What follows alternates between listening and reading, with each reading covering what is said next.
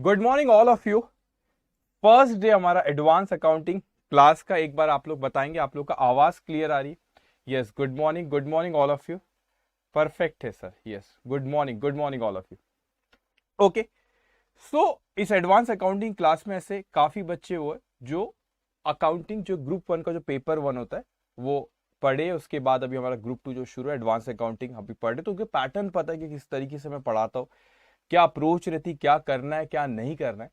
लेकिन कुछ स्टूडेंट शायद ऐसे होंगे जो न्यू है यहाँ पे अभी, सो उनके लिए मैं थोड़ा सा आपको बता दूं कि क्या प्रोसेस रहेगी और हम इस एडवांस अकाउंटिंग के पेपर के बारे में सिलेबस क्या है वो थोड़ी चीजें हम पहले डिस्कस कर लेते, तो उसके बाद फिर हम लोग आगे वन बाय वन शुरू करेंगे। Okay, yes, good morning.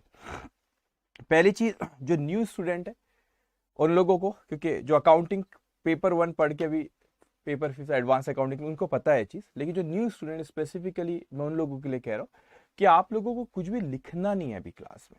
जब लिखना रहेगा मैं खुद बोलूंगा।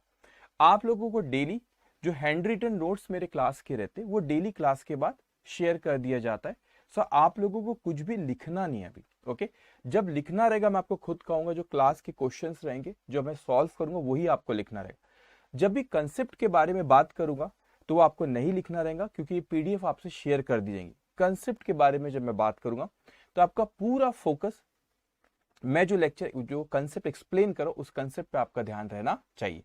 सो आपको कुछ भी नहीं लिखना है, सिर्फ अभी मेरी बातें आपको ध्यान से सुनना है। ओके, सो आप लोगों का पेपर नंबर 5th होता है एडवांस अकाउंटिंग। ओके ओके, सो आपका आज है डे वन। तो इस तरीके से आपको डेली, जैसे आज मैंने यहाँ पे लिखा आपको डे वन, तो ये डे वन के जो नोट्स है, ये डे वन के जो नोट्स है ये आप लोगों को मिल जाएंगे। ठीक है, क्लास के बाद ये शेयर कर दिए जाते थे। आपको लिखना नहीं है, सिर्फ आपको अभी सुनना है मेरी बात। So paper number 5th advanced accounting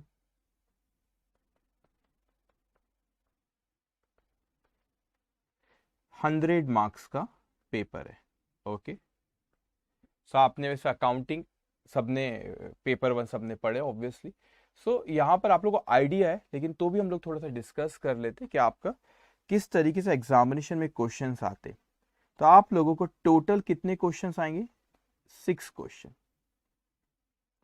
total examination में। ये पैटर्न देखा गया, कितने क्वेश्चन आते? 6 question. Yes, good morning all of you. Good morning Sanika, Kartik, Anikesh. Okay, Subrata, good morning everyone. Muskan, good morning everyone. अभी सिर्फ आप ध्यान से आप मेरी बात सुनेंगे बच्चों। सो यहाँ पे टोटल आप लोगों को 6 क्वेश्चंस रहेंगे।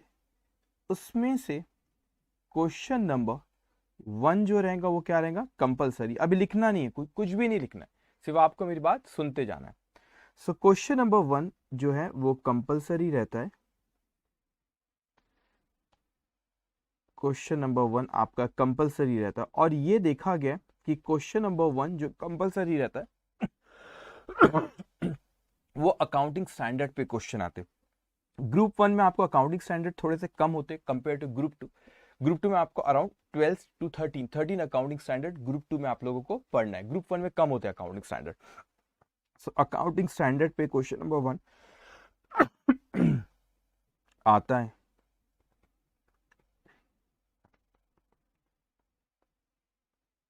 ओके, कितने क्वेश्चंस आते?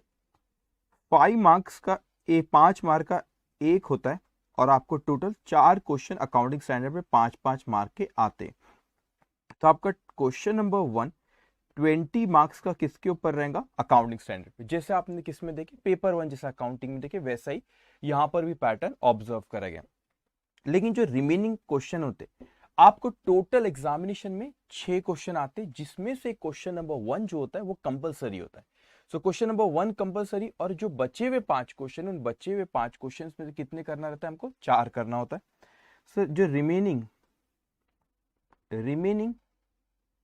5 क्वेश्चंस जो है, इन 5 क्वेश्चंस में से आपके पास ऑप्शन होता है। क्या ऑप्शन होता है? कि आपको इन 5 में से कोई भी कितनी चीज करना है? 4 क्वेश्चंस करना रहेगा। Any 4 questions out of 5। तो आपको टोटल 6 क्वेश्चन है। क्वेश्चन नंबर 1 क्या है आपका कंपल्सरी, बचे हुए 5 में से कितने क्वेश्चन करना रहता है हमको, 4 क्वेश्चन करना रहता है।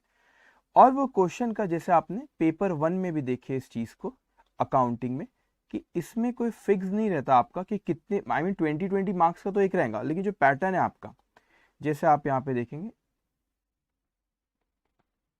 ओके, सो आपका question number 1, question number 2, question number 3, question number 4 और एक क्वेश्चन नंबर 5 से हर क्वेश्चन आपका कितने मार्क्स का, 20 मार्क्स का। लेकिन एक सिंगल क्वेश्चन इसमें नहीं आएगा, इसमें भी आपको, जैसे कि ये आपको एग्जामिनेशन में, ये आपको क्वेश्चन नंबर जो रहेगा आपका, इसको जस्ट, ये रिमेनिंग 5 क्वेश्चंस की बात कर रहा हूं मैं, रिमेनिंग 5, ये क्वेश्चन नंबर 1 तो यहाँ पे, क्वेश्चन नंबर 1 तो आपका यहाँ पे कंपलसरी हो गया, मैं रिमेनिंग 5 क्वेश्चन में बात कर रहा हूँ। टोटल 6 क्वेश्चन हुए आपका, ये क्वेश्चन नंबर 1 एक, और ये रिमेनिंग कितने क्वेश्चन, 5, तो टोटल 6 हुए।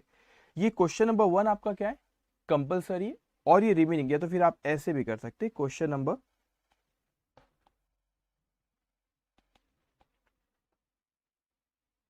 ओके, क्वेश्चन नंबर ये आपका 2, 3, 4, 5 और ये 6, मतलब ये 5, 2 से लेके 6 तक, इसमें से अपने को कितने क्वेश्चंस करना है अपने को, इसमें से सिर्फ कोई भी 4 ही क्वेश्चन करना रहेगा। सब अपने ऑप्शन है बेटा। लेकिन क्वेश्चन नंबर 2 से लेके जो क्वेश्चन नंबर 5 तक आपको एग्जामिनेशन में आता है, उसको कोई पैटर्न नहीं होता। आई मीन टू से, ऐसा जरूरी नहीं है कि 20 मार्क का ही कोई एक क्वेश्चन आएगा, हो सकता है कि 10-10 मार्क के 2 क्वेश्चन आए, हो सकता है एक 5 मार्क और 15 मार्क का, तो टोटल 20 होगा। हो सकता है आपको वहां पर एक 12 मार्क का, एक 8 मार्क का आ जाए, हो सकता है कोई 16 मार्क का, कोई 4 मार्क का आ जाए, तो कोई इसमें ऐसा फिक्स नहीं रहता। तो आप देखोगे कुछ क्वेश्चन में एग्जाम्पल के तौर पर 15 मार्क का एक, 5 मार्क का एक, तो हो गया आपका 20, 10-10 मार्क के 2 पूछ सकता है, ये सिंगल 20 मार्क्स का पूछ ले, ये 16 मार्क्स का एक, और फिर उसके बाद आपको 4 मार्क का एक। तो ऐसा कुछ कॉम्बिनेशन ये नहीं होता, फिक्स नहीं होता, ये कोई भी क्वेश्चन में आपको कोई भी कॉम्बिनेशन हो सकता है। लेकिन एक ऐसा देखा 20 मार्क्स का क्वेश्चन आपको एग्जामिनेशन में आता है, ये हो सकता है, मैं आपको बताऊंगा आगे, पार्टनरशिप चैप्टर है उससे हो सकता है, डिसोल्यूशन आपको ग्रुप 2 में अभी है, कंसोलिडेशन ऑफ फाइनेंशियल स्टेटमेंट उससे हो सकता है, ये कोई भी चैप्टर से हो सकता है, फिक्स ऐसा नहीं रहता है। अब उसके बाद जो क्वेश्चन नंबर 6 होता है, उसमें आप लोगों को any four questions out of 5, तो आपको 5 ABCDE इस तरीके से वो वहां पे देता है, और उसमें से बोलता है कोई भी 4 करो, मतलब 5-5 मार्क के 4 आते। तो आपने को यहाँ पे, आपको क्वेश्चन नंबर 6 में ऑप्शन मिलता है यहाँ पे कि ABCDE ऐसे 5 क्वेश्चन पूछेगा, और वो 5 में से आपसे क्या करेगा, कोई भी कितने करो, वहां पे 4 क्वेश्चन आपको बोलेगा कि वो करो। सो टोटल इस तरीके से अपने क्वेश्चन नंबर 1 तो अपने लिए कंपलसरी, जिसपे अपने किसका अकाउंटिंग स्टैंडर्ड, जो कि बहुत इंपॉर्टेंट होता है, ग्रुप 1 में भी इंपॉर्टेंट है, ग्रुप 2 में और ज्यादा इंपॉर्टेंट होता है, क्योंकि यहाँ पे ज्यादा अकाउंटिंग स्टैंडर्ड आपके, और इनफैक्ट अकाउंटिंग स्टैंडर्ड को ऑब्जर्व करा गया कि क्वेश्चन नंबर 1 में तो वो पूछता ही पूछता है, कभी कभी यहाँ पे आपको क्वेश्चन नंबर जो 6 होता है उसमें भी और एक 5 मार्क का क्वेश्चन अकाउंटिंग स्टैंडर्ड, कुछ अटेम्प्ट में ये देखा गया इनफैक्ट 2 क्वेश्चन यहाँ पे उसने पूछ लिया अकाउंटिंग स्टैंडर्ड पे। तो अकाउंटिंग स्टैंडर्ड पे बहुत वेटेज होता है, 20 से 25 मार्क आपका अकाउंटिंग स्टैंडर्ड पे क्वेश्चन आते हैं। अब सिलेबस की अगर हम लोग बात करें, आप लोगों के एडवांस अकाउंटिंग जो सब्जेक्ट है, उसमें सिलेबस की, और मैं साथ ही साथ उसके वेटेज की भी बात कर लेता हूं। अब आप ध्यान से सुनेंगे। सो आप लोगों को जो सिलेबस है यहाँ पे, सबसे पहले आपको जो chapters related to companies account है आपका, ओके, सो यहाँ पे कंपनी अकाउंट से रिलेटेड जो चैप्टर्स मैं उसके बारे में पहले बात करता हूँ, और आप लोग अराउंड एग्जामिनेशन में इस पे आपको 30 या 32 टू 38 मार्क्स का आप लोगों का एग्जामिनेशन में इन चैप्टर्स पे रहता है, ठीक है, अराउंड। अब फिक्स ऐसा कुछ नहीं है, लेकिन पास एग्जामिनेशन की जो पैटर्न देखा गया उसके हिसाब से देखा गया कि 32 से 38 मार्क्स तक आपके कंपनी अकाउंट्स पे क्वेश्चंस रहते। उसमें आप देखोगे कौन कौन से चैप्टर्स है। तो इसमें आपका आता है, फर्स्ट में आपसे को एम्प्लॉय स्टॉक ऑप्शन, ये आज ही चैप्टर हम लोग शुरू करेंगे। Second, buyback of shares and equity shares with differential right, okay, buyback of shares, make a space, and shares with differential rights.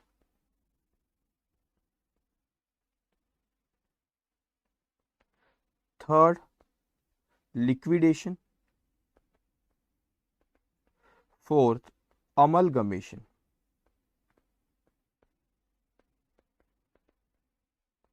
Fifth, internal reconstruction.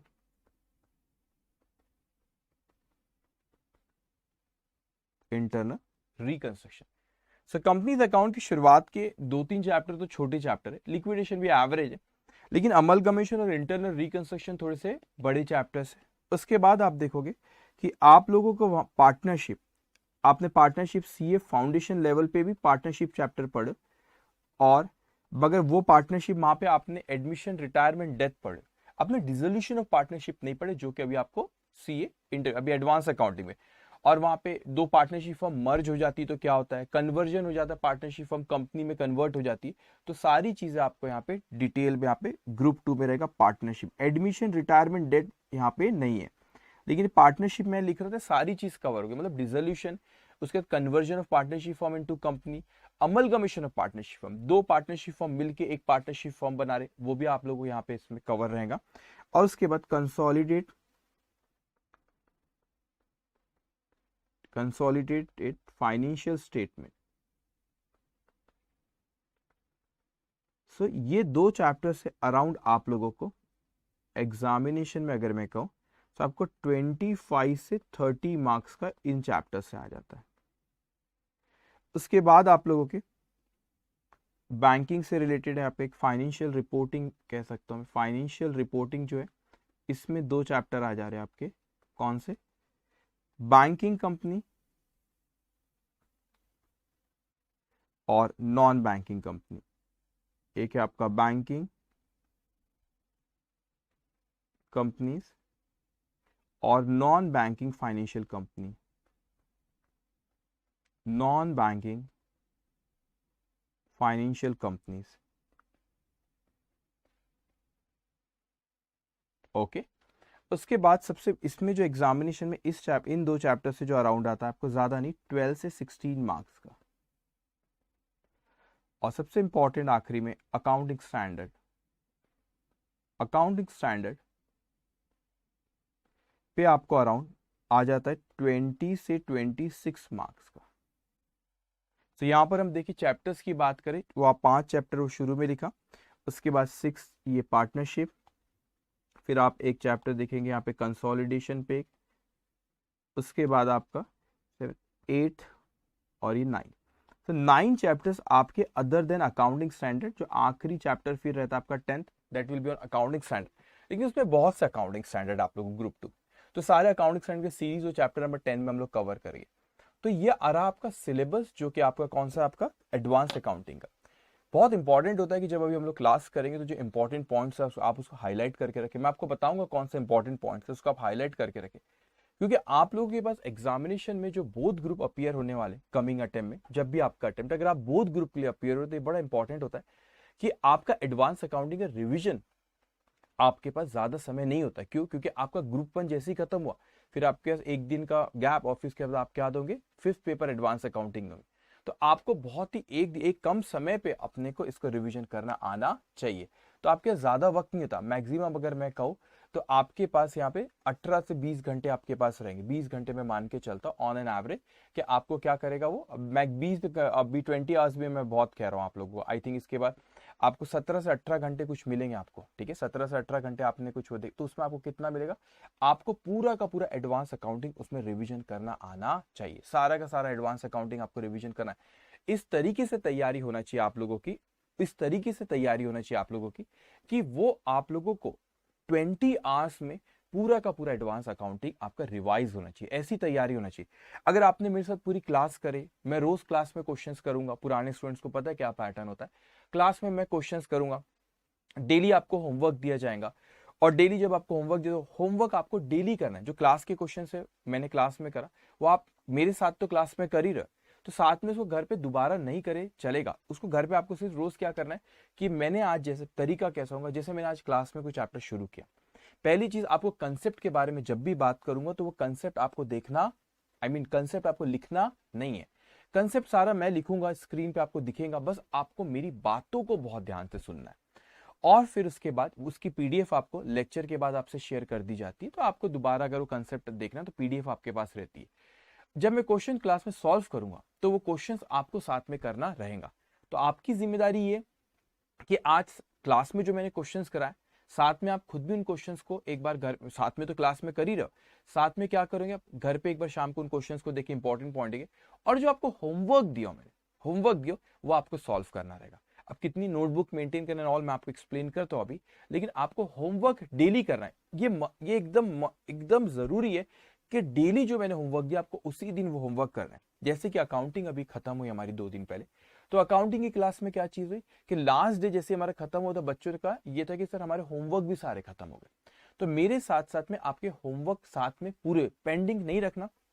अगर आप सोचोगे नहीं सेल्फ स्टडी के लिए जो टाइम मिलता है जब प्रैक्टिस करेंगे, नहीं होता जब और जब मैं क्लास में रोज पढ़ाऊंगा, जो नंबर आपको बोला कि ये नंबर आज होमवर्क है तो आपको करना रहेगा।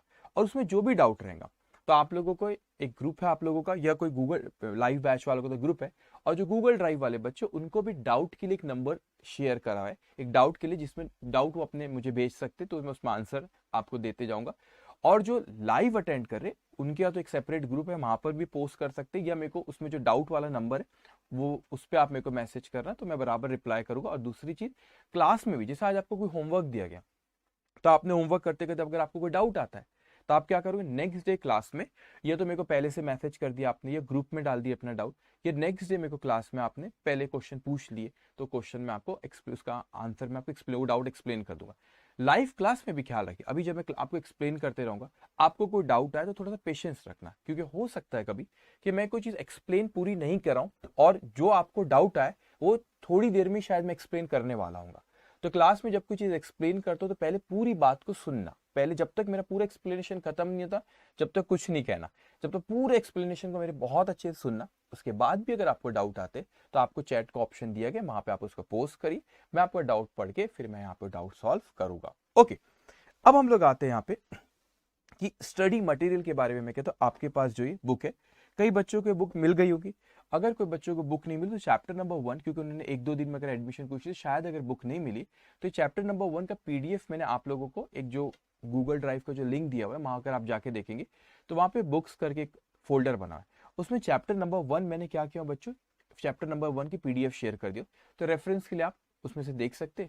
और आपकी अगर बुक आपको नहीं आई तो 1-2 दिन में बुक आपके पास वो आ भी जाएगी। ओके, सो आप चैप्टर नंबर, जिन्होंने अभी अभी एडमिशन ली शायद उनको बुक ना मिली हो, तो आप क्या करोगे कि वहां से पीडीएफ डाउनलोड कर सकते रेफरेंस के लिए। ओके, अब ये जो बुक आपके पास है एडवांस अकाउंटिंग जो आपको दिख रही है, जो स्क्रीन पे उसका पीडीएफ है वही बुक का, ये जो बुक है आपको जब मिलेंगी तो उसके बारे में मैं कुछ चीजें बता दूं। ये जो स्टडी मटेरियल जो है, बेसिकली हर चैप्टर आप लोगों का 2 पार्ट में डिवाइड है। हर चैप्टर कितने पार्ट में डिवाइड है, 2 पार्ट में। एक वहां पर थ्योरी दी हुई, लेकिन वो थ्योरी को वहां पे सारी चीजें थ्योरी आपके रेफरेंस के दी हुई, क्योंकि सारे के सारे कंसेप्ट मैं क्लास में बोलूंगा, एक्सप्लेन करूंगा, तो थ्योरी आपके रेफरेंस के लिए दी कि आप वहां से भी पढ़ सकते हो। ओके, सेकेंड चीज, आपको जो क्वेश्चंस दिए गए वो 2 कैटेगरी में आपके बुक में डिवाइड है, 2 कैटेगरी में बुक में डिवाइड है। पहला आप लोगों के क्लास क्वेश्चन है जो कि क्लास में सॉल्व कराए जाते हैं, तो सबसे पहले चैप्टर का कंसेप्ट एक्सप्लेन करा जाता है, वो डिस्कस करा जाता है, और उसके बाद बच्चों क्लास के क्वेश्चन सॉल्व करते हैं, वो वहां पे क्वेश्चंस आपको नोट्स में दिए हुए आपकी बुक में। उसके बाद बेटा आपको हर चैप्टर में आखिरी में क्या दिया हुआ रहता है, प्रैक्टिस क्वेश्चंस। क्या दिए रहते, प्रैक्टिस क्वेश्चन। जैसे कि आपको बुक में अगर कहूं, ये आपको दिख रहा है क्लास के क्वेश्चन है, ये क्लास क्वेश्चन जैसे आपके स्क्रीन पे दिख रहा है, आपको क्लास क्वेश्चन है आपके, से क्लास क्वेश्चन से आपके इसकी सीरीज होती है C1 C2 C3 class question.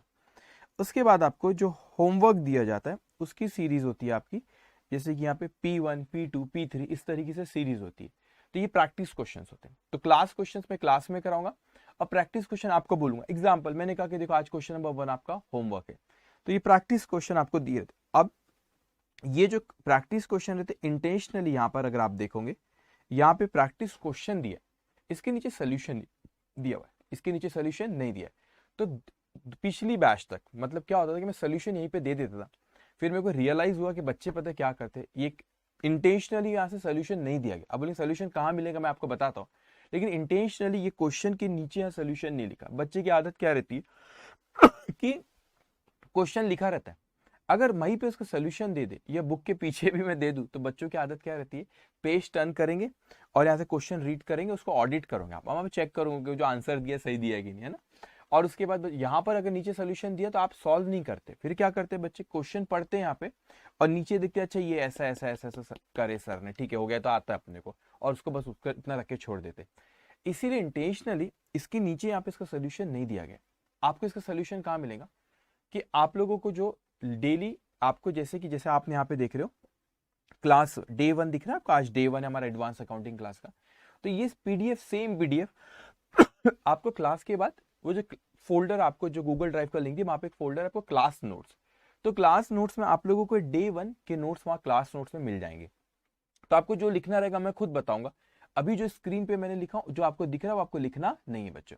तो मैंने आपको डे 1 शेयर किया, तो आपको वहां पे मिल, वहां पर एक और आपका ऑप्शन है बुक, बुक एंड आंसर्स करके एक फोल्डर रहता है, वहां पे जाओगे तो आपको वहां पे दिखेगा चैप्टर नंबर 1, उसके वहां पे प्रैक्टिस क्वेश्चन के आंसर्स वहां पे दिए हुए।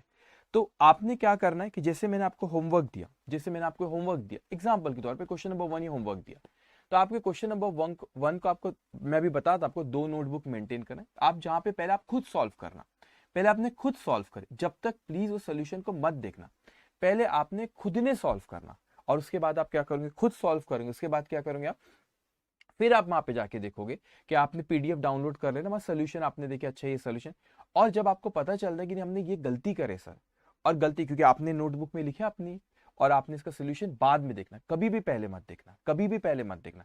बल्कि मैं क्वेश्चन रीड करके क्लास में एक्सप्लेन भी कर देता तो कुछ अलग पॉइंट्स रहते, तो ये एकदम एग्जैक्ट वैसा रहा तो फिर आपको बोलता कि आप खुद डायरेक्ट ट्राई करोगे। तो आप कभी भी पहले वहां पे सोल्यूशन कभी नहीं देखना आपने, पहले आपने खुद से पूरा का पूरा क्वेश्चन सॉल्व करा, उसके बाद ही सोल्यूशन देखना। आप ओवर कॉन्फिडेंस में मत जाना कि नहीं सर हम क्या करेंगे कि पहले, कई बच्चे तो पहले देख लेते हैं वहां पे, वो बहुत गलत तरीका है, और आपको लगता है तो बहुत ईजी है, करने की जरूरत भी नहीं वैसा नहीं करना आपको, आपको सॉल्व करना ही हर क्वेश्चन को, प्रैक्टिस क्वेश्चन को, और उसके बाद वहां पे जो आंसर्स दिए फिर आपको चेक करना है वहां पे आंसर्स कि आपका सही है गलत, और जो भी गलत किया आपने तो बिना डरे बिना झिझक करे, ऐसा नहीं सोचना कि मेरा नोटबुक खराब हो रही, आपने अपनी नोटबुक में रेडिंग से मार्क करना कि मैंने यहाँ गलती किया हूं, करना वहां पे आपने नोटबुक में अपने मार्क करना रेडिंग से कि वो गलत, कोई अमाउंट गलत लिखी तो उसको सर्कल करना, और वहां पे एरो देके लिखना क्या गलती करे, इंग्लिश में लिखो, हिंदी में लिखो, जो आपको लैंग्वेज में कंफर्टेबल हो वो लैंग्वेज में लिखो, लेकिन आप लिखो वहां पे आपसे क्या गलती हुई थी। तो जब आप लोग रिवाइज करोगे आपको पूरा क्वेश्चन देखने की जरूरत भी नहीं पड़ेगी, आप सिर्फ वहां पे देखोगे रेडिंग से कि ये मैंने गलती किया था, और वो गलती का आपने एक्सप्लेन भी करे कि ये मैंने गलती किया था, इस तरीके ट्रीटमेंट था, और मैंने, तो आपको ये गलती का एहसास होगा कि हाँ मैंने गलती की, तो गलती अब दोबारा नहीं करूंगा। लेकिन अगर उन क्वेश्चन को सॉल्व ही नहीं करोगे, या आप देखोगे सोल्यूशन देख लिया आपने तो इजी है इजी है इजी है ऐसा आपको लगा, तो वो बहुत डेंजरस है। आपने सिर्फ आंसर्स उसके देखे और आपको लगा कि नहीं ये तो बहुत सिंपल है, और आपने देखे करे भी नहीं, सॉल्व भी नहीं करे, वो एक अपने को लगता है ऊपर से आसान है, लेकिन जब करते हैं हम उस क्वेश्चन को तो हमको रियलाइज होता है नहीं यार ये पॉइंट अलग था, ये पॉइंट अलग था, ये पॉइंट में हमसे गलती होती थी, यहाँ पर अटक रहे थे, तो वो आपको रियलाइज कर रहा है कि हाँ ये गलतियां हो रही थी, और उन गलती को हाईलाइट्स करके रखना, ताकि आप जब रिवाइज करोगे तो रिवीजन के वक्त क्या होगा बच्चों, आपको मदद करेगा ये हमने गलतियां करे। डेली होमवर्क आपको जो मैंने क्लास में दिया वो आपको होमवर्क डेली करना रहेगा। तो इस तरीके से हर चैप्टर में आपकी एक थ्योरी है, फिर क्वेश्चन है, फिर क्वेश्चन में 2 तरह के क्वेश्चन है, एक है आपके क्लास क्वेश्चन और एक कौन सा आपके प्रैक्टिस क्वेश्चन। अब कई बच्चे ये कहते हैं कि सर क्या इसके अलावा हम लोगों को कोई और बुक पढ़ने की जरूरत है क्या। अब देखो यहाँ पे आपके पास जो बुक दी हुई है उस बुक में क्या क्या चीज कवर है, पहले मैं आपको बता दूं कि यहाँ पे कौन कौन से सोर्स हो सकते हैं, आपके कौन कौन से सोर्स हो सकते हैं कोई नोट्स मतलब क्वेश्चंस के। एक मैं कह सकता हूं कि previous examination questions, previous examination questions, उसके बाद और क्या हो सकता है आपका, आपको इंस्टीट्यूट देती है ना रिवीजन टेस्ट पेपर, आरटीपी जिसे आप कहते हैं, रिवीजन टेस्ट पेपर जिसे आप आरटीपी कहते हैं, इंस्टीट्यूट आपको देती है। आईसीआई का स्टडी मटेरियल होता है, आईसीआई का स्टडी मटेरियल होता है। इसके अलावा भी अगर मुझे और कोई क्वेश्चंस लगे तो वो भी क्वेश्चंस इसमें ऐड रहते, काफी क्वेश्चंस दूसरे भी ऐड रहते। तो आपको स्टडी मटेरियल का सबसे बड़ा क्वेश्चन था बच्चे के, स्टडी मटेरियल के क्वेश्चंस करना, आपको देखना है देख लेना। लेकिन जैसे ही मैं चैप्टर खत्म करूंगा उसके बाद या मैं आपको बता दूंगा क्लास में पीडीएफ ओपन करके, जैसे चैप्टर नंबर 1 हम जो अभी करेंगे, जैसे ही मैंने चैप्टर नंबर 1 कंप्लीट किया मैं आपको इंस्टीट्यूट के मटेरियल ओपन करके बताऊंगा, उसके आप सारे क्वेश्चन देखना। 100% क्वेश्चन, सारे के सारे क्वेश्चन ऐसे रहेंगे जो क्लास में करे हुए, या तो क्लास क्वेश्चन में हो सकता है कुछ क्वेश्चन रहे, या प्रैक्टिस क्वेश्चन में रहेगा, जहां पर भी रहे। लेकिन स्टडी मटेरियल के 100% क्वेश्चन ऑलरेडी हम लोगों पे कवर रहेंगे, ऑलरेडी क्लास के नोट्स में कवर रहेंगे, ऑलरेडी क्लास के नोट्स में कवर रहेंगे। तो आपको रेफरेंस के लिए देखना है तो देख लो, आप देख लो क्वेश्चंस कवर है कि सारे 100% क्वेश्चंस यहाँ पे कवर रहेंगे। तो प्रीवियस एग्जामिनेशन क्वेश्चन हो, ये स्टडी मटेरियल हो या आरटीपी हो, सारे क्वेश्चंस कवर है। इनफैक्ट आपका इंटरमीडिएट मई 18 से शुरू हुआ, जब से अभी तक सारे क्वेश्चंस के पहले भी ऐसे कई जो डिफिकल्ट क्वेश्चंस है या यूनिक क्वेश्चंस है, सारे के सारे क्वेश्चन आपके इस बुक में कवर है। तो इसके अलावा आपको कोई और चीज करने की जरूरत नहीं है। इनफैक्ट अभी जो अकाउंटिंग की क्लास खत्म हुई या एडवांस अकाउंटिंग की आपकी जब भी क्लास खत्म हुई, आप देखना कोई भी लेटेस्ट पेपर उठा के देखना, उसके क्वेश्चंस देखना, 99.99% वो ये बुक से ही सारे के सारे क्वेश्चंस रहेंगे। तो इसके अलावा आपको कोई और चीज करने की जरूरत नहीं, लेकिन आपको लगता है रेफरेंस के लिए तो आप देख लो, लेकिन जरूरत नहीं है आपको। अब यहाँ पे कितने तरह की आप लोग ये चीज ख्याल रखना है, स्पेशली जो न्यू स्टूडेंट अभी एडवांस अकाउंटिंग में उनसे बात कर रहा हूं मैं, कि आप लोग के पास 2 नोटबुक रहना चाहिए। कितनी नोटबुक रहना चाहिए आप लोगों के पास? 2 नोटबुक रहना चाहिए। एक नोटबुक आप लोगों की रहेंगी क्लास की, मतलब क्लास में जो मैं क्वेश्चंस कराऊंगा वो आपको इस नोटबुक में लिखना रहेगा। तो कितने पेजेस की लेना पड़ेगा आपको? वो 400 पेजेस की, वो 400 पेजेस की। और जो आपको दूसरी जो नोटबुक रहेंगी जिसमें आप लोगों को होमवर्क करना रहेगा, वो भी 400 पेजेस की। तो एक इसमें आप कौन से क्वेश्चन सॉल्व करोगे? क्लास के क्वेश्चन सॉल्व करोगे, और दूसरे वाले इसमें आप कौन से क्वेश्चन सॉल्व करोगे? आप लोग करोगे प्रैक्टिस वाले क्वेश्चंस। ठीक है, तो दो बुक आपके पास रहेंगी। अब ख्याल रखना कि जब आप यहाँ पे 2 बुक आपके पास रहेंगे, एक क्लास की क्वेश्चन जिसमें सॉल्व करोगे और एक प्रैक्टिस क्वेश्चन जिस, दोनों 400 पेजेस की लेना। थोड़े जिसके पेजेस ब्रॉड हो वो आप लेके आएंगे, और जिसमें क्योंकि अकाउंट से सब बनाना तो थोड़ा स्पेस ज्यादा लगता है, तो आप उसमें क्लास के क्वेश्चंस क्लास की बुक में करोगे और आपके जो प्रैक्टिस क्वेश्चन प्रैक्टिस बुक में करोगे। अब एक चीज ख्याल रखना, जब भी आप यहाँ पे बेसिक चीज है, ठीक है, तो जब भी आप यहाँ पे क्लास में हम लोग यहाँ पे सॉल्व करेंगे तो एक चीज ख्याल रखेंगे, जैसे मैंने कहा कि मैंने आपको क्वेश्चन नंबर 1 कराया, तो मैं भी लिखता हूँ अभी क्लास में जब सॉल्व करो, जैसे क्वेश्चन नंबर 1 कराया तो क्वेश्चन नंबर 1 मैंने यहाँ पे लिखा, और यहाँ पे मैं कहता हूँ कि चैप्टर नंबर 1 का ये क्वेश्चन नंबर 1 जैसे ये है, स्क्रीन पे आपको दिख रहा है क्वेश्चन नंबर 1, पेज नंबर कौन सा दिख रहा है? 3। तो आप क्या करोगे यहाँ पे, आप लिखोगे question number 1 example, page number आपका कौन सा रहेगा? 3। तो आपने ऐसे लिख क्वेश्चन नंबर 1 पेज नंबर 3। अब इस तरीके से लिखें, लेकिन आपको सिर्फ ऐसा ही नहीं लिखना है, आपके पास एग्जामिनेशन जब आप रिवाइज करोगे, वो 3 महीने का जो वक्त होता है आपका सेल्फ स्टडी वाला, वो 3 महीने के वक्त आप लोगों को क्या करना है बच्चों, कि आपके समय नहीं है इतना, तो आपने रेफरेंस फट से मिलना चाहिए। आपने देखिए क्वेश्चन नंबर 1 क्लास बुक के पेज नंबर कौन सा? 3 पे। उसी तरह आपके पास ये जो क्लास वाली बुक है, आपने क्वेश्चन नंबर 1 लिखा है, तो आपकी नोटबुक में भी आपको पेज नंबर देना रहेगा। तो आप एक दिन बैठ के 15-20 मिनट शायद लगेंगे आपको, पेज नंबर 1 से पूरे आखिरी 1 2 3 4 5 6 ऐसे पूरे आपने नंबर दे देना आपने, ठीक है। तो वो बुक में आपने पूरे नंबर दे दी, तो आपने यहाँ पे कहे कि ये जैसे यहाँ पर लिखे कि ये आपकी नोटबुक है, इस नोटबुक में आपने नंबर दे देना 1 2 3 4 5 ऐसे जितने भी नंबर है पेजेस उसमें।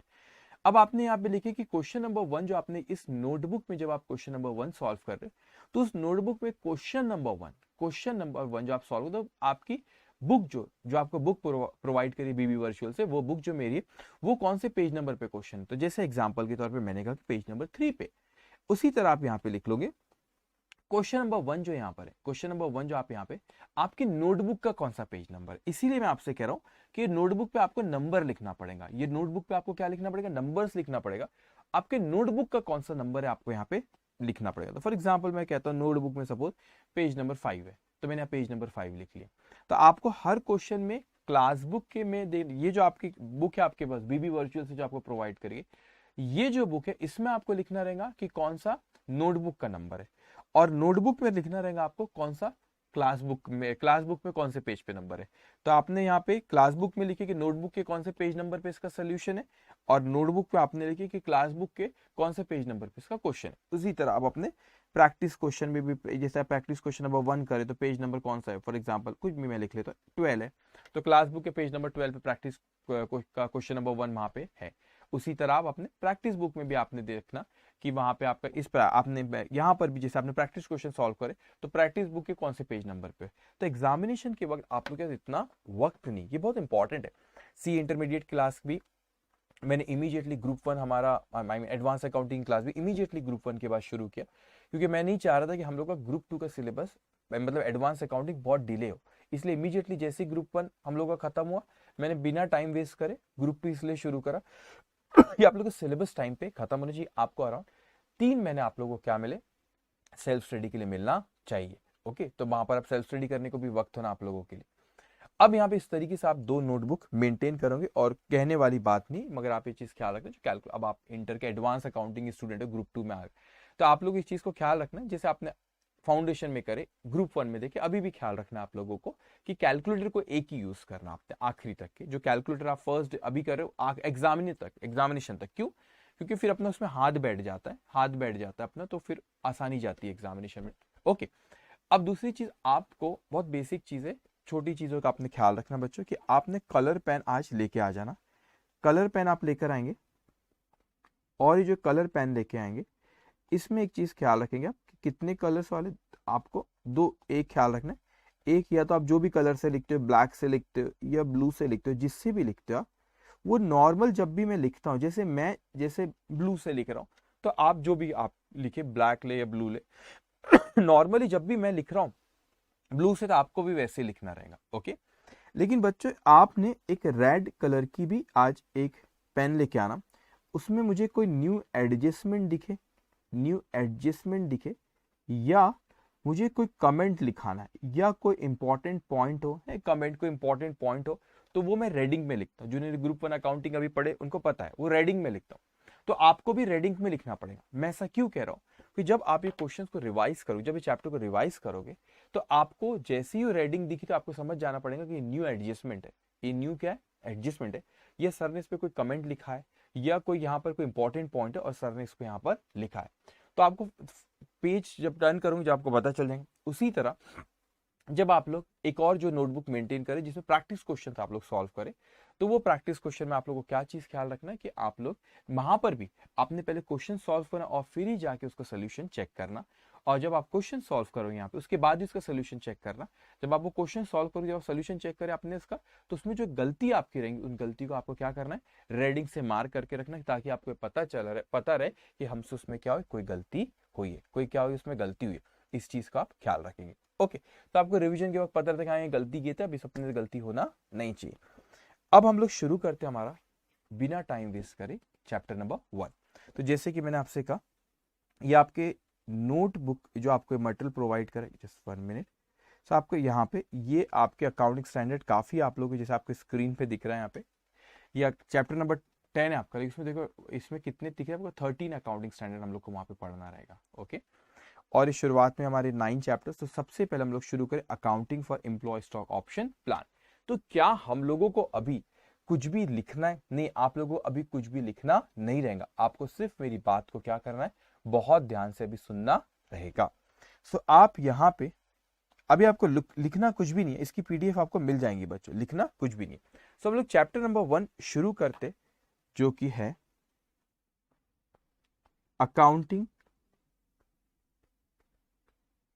For employ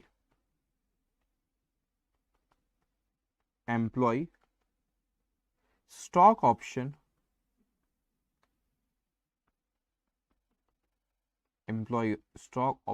plan. सो हमारा chapter number 1 accounting for employ stock option plan. अभी आप इसको लिखोगे नहीं, इसॉप, ठीक है? अभी आप इसको कुछ भी नहीं लिखना है आपको, सिर्फ अभी मेरी बात को क्या करना है बच्चों, आपको सुनना है। अब हर चैप्टर में सबसे इंपॉर्टेंट क्या चीज होती है, उस चैप्टर का कंसेप्ट। तो आपको अभी किस पे ध्यान रखना है, उसके सिर्फ कंसेप्ट पे, कुछ नहीं लिखना है, सिर्फ जो मैं बातें कहूंगा उन बातों को आपको ध्यान से सुनना रहेगा। अब आप सुनते जाएंगे। एक कंपनी है, उस कंपनी का नाम हम कहते हैं, सपोज कंपनी का नाम हमने रखे, क्या नाम रखेंगे उसका, उस कंपनी का नाम हम रखते जस्ट वन, ओके, उस कंपनी का नाम हमने रखे इन्फोसिस। एक कंपनी, उस कंपनी का नाम है वो इन्फोसिस। वो बहुत परेशान थी वो कंपनी। क्यों परेशान थी? उसे लगता था कि उसके जो एम्प्लॉयज है वो एम्प्लॉयज जॉब छोड़ के जाना नहीं चाहिए, रिटेन रहना चाहिए। क्या रहना चाहिए? रिटेन रहना चाहिए। तो वो ऐसा ना हो कि वो जॉब छोड़ के चले जाए। तो वो कंपनी बहुत परेशान रहती थी कि उसे ऐसा लगता था कि उसके एम्प्लॉयज क्या हो रहे, जॉब छोड़ के जा रहे और दूसरी जगह जॉब पे चले जा रहे। तो उसे लगा कि नहीं, ऐसा होना नहीं चाहिए और एम्प्लॉयज ने हमारे कंपनी में ही जॉब करते रहना चाहिए, और या तो भी ज्यादा समय तक हमारे कंपनी में उन्होंने जॉब करते रहना चाहिए। उन्होंने क्या करे, सबसे पहले तो इन लोगों का है कि ये हमारे एम्प्लॉयज है, आप देख सकते हैं स्क्रीन पे, ये एम्प्लॉयज है और ये हमारी कंपनी है। मैंने कहा जो भी हमारे की प्लेयर्स है, मतलब की प्लेयर्स का मतलब जो अच्छे एम्प्लॉयज है, ये डायरेक्टर्स हो या ऑफिसर्स हो कंपनी के, हम नहीं चाहते कि कंपनी छोड़ के जाए, इसी कंपनी में रहे। तो उनको हम लोग अच्छी खासी सैलरी देते थे, और मैं नहीं चाहता था ये फिर चाहे हमारे कंपनी के एम्प्लॉयज का हो, इस कंपनी के एम्प्लॉयज का हो, फिर चाहे मैं डायरेक्टर्स का हो या चाहे मैं कहूं ऑफिसर्स का हो ऑफ इन्फोसिस, ये जो हमारी कंपनी है। मैं नहीं चाहता था कि ये लोग ये कंपनी छोड़ के जाए। अब हम चाहते हैं कि कंपनी में रिटेन रहे। ये एम्प्लॉयज अगर जल्दी जल्दी नौकरी छोड़ के चले जाए तो बड़ा नुकसान है। क्यों? क्योंकि हम उनको पहले ट्रेन करते, फिर वो ट्रेन हो जाते तो दूसरी जगह पर अच्छी सैलरी पे चले जाते। तो मैंने कहा कि ये हमारी कंपनी में रहना चाहिए। तो मैंने, ये चेकबुक है मेरे पास, मैंने कहा ये लो, ये मेरे एम्प्लॉयज है, मैंने इनको चेक बना के दिया, और इन एम्प्लॉयज को क्या करा, अच्छी खासी सैलरी देने लगा। मैंने कहा अच्छी खासी क्या है, ये एम्प्लॉयज, एक बच्चे कहते चेहरे छुपे हुए, अरे थोड़े दुख में ना अभी, इनको सैलरी अच्छी चाहिए, ठीक है, इसलिए चेहरे छुपे हुए उनके, ठीक है। अब सुने, वो थोड़े से नाराज है, वो बोले नहीं सर, हमको सैलरी अच्छी चाहिए, ओके। ये कहते हमको कि सैलरी हमको अच्छी चाहिए। तो इन एम्प्लॉयज को क्या करते थे हम लोग बच्चों, इन एम्प्लॉयज को हम लोग सैलरी, अच्छी खासी सैलरी देता था। ये सामने मेरे एम्प्लॉयज है यहाँ पे, और इन एम्प्लॉयज को मैं कह रहा हूँ कि इनको अच्छी खासी मैं करता था, ये लो भाई सैलरी लो आप, ये लो आप एम्प्लॉयज, तो आपको मैं अच्छी खासी सैलरी देता था, आप खुश, आपने बोले ओके सर, ये चेक मैंने आपको दिया, आपको पूरा महीना आपने काम किए और आप बहुत खुश कि अच्छी सैलरी हम लोग को मिल रही है। तो मैंने इन एम्प्लॉयज को सैलरी तो अच्छी खासी दिया, उसके बाद वो खुश नहीं हुए। मैंने कहा क्यों खुश नहीं? बोले नहीं, हम इतनी मेहनत कर रहे हैं, इस कंपनी को बनाने के लिए, वैसे तो बहुत रेप्यूटेड, बहुत बड़ी कंपनी, लेकिन बोले इतनी बड़ी कंपनी, हमारा भी इसमें कुछ कंट्रीब्यूशन है, आप कुछ और दो। मैंने कहा आपको मैं पेड लीव देता हूं, पेड लीव, ठीक है, आप छुट्टी पे जाए पैसा मिलेगा, उसके बाद मैं आपको सिक लीव देता हूं, तबीयत खराब तो भी आपको छुट्टी दी जाएगी। उसके बाद मैंने कहा आपको इंश्योरेंस देता हूं, इंश्योरेंस भी देने लगा। तो मैंने कहा मैं आपको बहुत से बेनिफिट्स देता हूं। मैंने आपको सैलरी जो दी है, सैलरी आपको कैश में दी, कैश चेक जो भी बोलो, ये मैंने आपको पैसा दिया, इसका ये आपके बैंक अकाउंट में पैसा आया। इसके अलावा बच्चों, ये चेक के अलावा मैंने आपको इंश्योरेंस निकाल के दिया, आपके फैमिली मेंबर्स का इंश्योरेंस निकाल के दिया, आपके बच्चों की पढ़ाई के लिए, जो एम्प्लॉय थे उनके बच्चों की पढ़ाई के लिए मैंने कहा लेके जाओ, पैसा लेके जाओ, उसका भी, वो भी हम पैसे देते, ओके, उसके भी अलाउंसेस देते, उसके लिए भी पैसे देते, फिर मैंने वो भी बेनिफिट देते। उसके अलावा मैंने कहा इंश्योरेंस लगता है आपको, इंश्योरेंस अगर होना, अगर आपको इंश्योरेंस, हेल्थ इंश्योरेंस निकाल के रखो। लेकिन साथ में मैंने कहा आपको उसके अलावा, वो कहने लगे नहीं सर, इसके अलावा कुछ और भी आप हमको दो। तो मैंने कहा हाँ, बहुत सी चीजें हम आपको और देंगे। तो एक सेकेंड, ओके, तो बहुत सी चीजें और क्या? तो फिर एम्प्लॉयज को कहने का रुको, मैंने कहा मैं आपको मेंबरशिप भी देता हूं, ये रहे मेंबरशिप कार्ड, जाइए आप, ये अलग अलग क्लब के मेंबरशिप कार्ड है बच्चों, जाइए आप ये क्लब में जाइए, और ये क्लब में आप जाइए, अपनी फैमिली के साथ जाइए, एंजॉय करिए, वैकेशन पे जाइए। ये मेंबरशिप कार्ड भी, मैं एम्प्लॉय, ये मेरे सामने, ये एम्प्लॉयज के मेंबरशिप कार्ड भी दिया, मतलब ये लीजिए मेंबरशिप कार्ड। तो मैंने उन्हें मेंबरशिप कार्ड भी दिया कई क्लब्स के। मैंने कहा जाओ वैकेशन पे जाओ, फैमिली के साथ जाओ और आप लोग वहां एंजॉय करो। आप लोग को पेड लीव देते हम, सिक लीव रहे वो भी हम आपको देते, आपको पैसा भी देते, आपकी फैमिली का इंश्योरेंस भी निकाल के देते, और आपको कई बेनिफिट्स हम लोग देते। लेकिन वो जो कंपनी, वो जो एम्प्लॉयज है, वो अभी भी वो नाराज है, अभी भी वो उदास है। वो कहने नहीं सर, हमारा बहुत कंट्रीब्यूशन इस कंपनी में, हमने इस कंपनी को बढ़ाने में हमारा भी बहुत हाथ है, तो हम चाहते हैं कि हमको इसके अलावा भी कुछ और मिले। तो ये ऑब्वियसली इन्फोसिस ये चाहेंगी, ये इन्फोसिस कंपनी बच्चों, ये इन्फोसिस कंपनी चाहेंगी कि wants to retain high quality wants to retain high quality employees। जो हाई क्वालिटी एम्प्लॉइज है, हम नहीं चाहेंगे कि वो हमारी कंपनी से चले जाए, हम नहीं चाहेंगे कि हमारी कंपनी से चले जाए। अब वो बात में कहते हैं कि नहीं सर, अगर हमारे पास इन चीजों से हम खुश नहीं है, बात में कहते हैं वो कि ज्यादा नहीं, यहाँ पे ज्यादा समय नहीं, करीब में वो कहते, इन्फोसिस के एम्प्लॉइज कहते कि यहाँ पर हमारे पास एक दूसरे ऑप्शंस भी ज्वाइन करने के। वो कहते कि नहीं, मैं विप्रो कंपनी ज्वाइन कर लूंगा। कुछ एम्प्लॉइज कहते भाई उनके पास तो ऑप्शन है, हमको ये डर लगा है कि हमारी कंपनी में अच्छे एम्प्लॉइज है, वो छोड़ के दूसरी कंपनी ना चले जाए, हमें डर लगता है कि यहाँ पे ये एम्प्लॉइज हमारे छोड़ के टीसीएस ना चले जाए, तो दूसरी आईटी कंपनी से मैं एग्जांपल दे रहा हूं। तो ये हमको ये डर लगा रहा था कि एम्प्लॉइज हो सकता है कि हमारे पास से जॉब छोड़ के ये दूसरी कंपनीज ना चले जाए, और मैं इन्फोसिस हूं, तो सपोज मैं ये इन्फोसिस एग्जांपल, तो मैं ये नहीं चाहता कि एम्प्लॉइज ये जॉब छोड़ के दूसरी कंपनीज में चले जाए। सो हमने क्या सर कि एक काम करा जाए कि ये, वैसे आपको पता रहना चाहिए जो ईसॉप होता है उसके बारे में कहता हूं, लेकिन ईसॉप इंडिया में दूसरी कंपनीज वैसे विप्रो ने लाई थी 1985 के आसपास, लेकिन बहुत ह्यूज लेवल पे सबसे पहले इन्फोसिस ने ली थी 1990s में लोगों ने की थी। अभी क्या ईसॉप है मैं आपको बताता हूँ। सो यहाँ पे इन्फोसिस ने बोले हम क्या करें कि एम्प्लॉइज को हम लोग रिटेन करके रखें अपने पास, ये एम्प्लॉइज हमारे पास से जॉब छोड़ के ना जाए। तो हमने क्या करे, एक ऑफर दी, मैं ऑफर यहाँ पे लिख लू पहले, offer given to the employees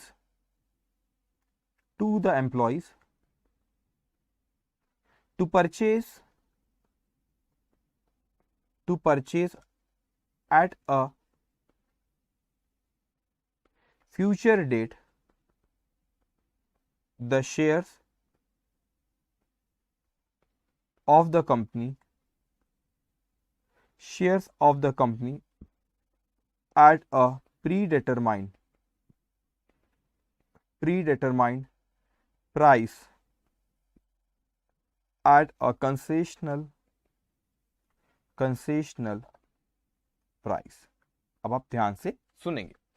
सो हमने बोले कि क्यों ना इन लोगों को एक ऐसा ऑफर दिया जाए, इस कंपनी पे उन लोगों की भी होल्डिंग हो, थोड़ी ही सही, लेकिन इन लोगों की भी क्या हो, होल्डिंग हो। तो हमने कहा कि सर एक काम करते, हम आपको शेयर्स ऑफर करते। हम आपको क्या करते, इस कंपनी ने कही कि जो एम्प्लॉइज है उन्हें कहा कि हम आपको शेयर्स क्या करते बच्चों, शेयर्स ऑफर करते फ्यूचर डेट पे, प्री डिटरमाइंड प्राइस और कंसेशनल प्राइस पे। अब ये फ्यूचर डेट का मतलब क्या होता है, इस चीज को समझना। मैं चाहूंगा कि कंपनी नौकरी छोड़ के कहीं और, ये एम्प्लॉइज नौकरी छोड़ के कहीं और ना जाए, तो मैंने उनको कहा कि कुछ समय तक आप मेरे पास रहो, टिके रहो भाई, मेरी कंपनी में टिके रहो, 2 साल 5 साल जितने भी अपने को क्वेश्चन में दे। तो जब इन कंपनी को लगा कि नहीं एम्प्लॉइज छोड़ के जा सकते अपने अच्छे एम्प्लॉय, तो इनको एक ऑफर दिया गया कि हम आपको एक ऑफर देते, इतने साल कुछ और काम करो, या वो परफॉर्मेंस पैरामीटर भी होता है कि अभी अपन आगे बात करेंगे, लेकिन अभी मैं कहता हूं कि आप इतने साल इस कंपनी में टिके रहो, 4 साल 5 साल 6 साल आप काम करो इस कंपनी में, जितना भी आपको क्वेश्चन में दिया, और आपको बोला 2-4 साल जितना भी दिया आप वो काम करो, हम आपको शेयर्स ऑफर करेंगे, और वो शेयर्स कंसेशनल प्राइस पे, मार्केट से कम कीमत पे क्या करेंगे बच्चों, ऑफर करेंगे। अब मार्केट में कोई और रेट है और हम उससे कम कीमत पे ऑफर करेंगे, जब भी तो वो शेयर्स लेंगे ना। तो हमने कहा कि ये कम कीमत पे अगर तुमको शेयर लेना है, अब आप मेरे सामने वो एम्प्लॉइज बैठे हुए और आप चाहते हो कि नहीं नहीं सर ये कम कीमत पे हमको शेयर्स लेना है। अब कम कीमत पे अगर आप ये शेयर्स लेने चाह रहे हो मैं आपको कम कीमत पे ऑफर करता हूं, मैं इन्फोसिस में मैं आपको कम कीमत पे ऑफर करता हूं शेयर, लेकिन ये कम कीमत पे अगर मैं ऑफर करता हूं, मैं भी आपसे कुछ एक्सपेक्ट करूंगा, मैं भी आपसे एक्सपेक्ट करूंगा कि आप ये कंपनी छोड़ के ना जाओ। पहले आप 2-4 साल जितने भी क्वेश्चन में दिया उतने समय तक आप मेरी कंपनी में क्या करो, काम करो, और इतने समय तक जब आपने इस कंपनी में काम कर ली उसके बाद वो शेयर कम कीमत पे आप खरीद सकते हो।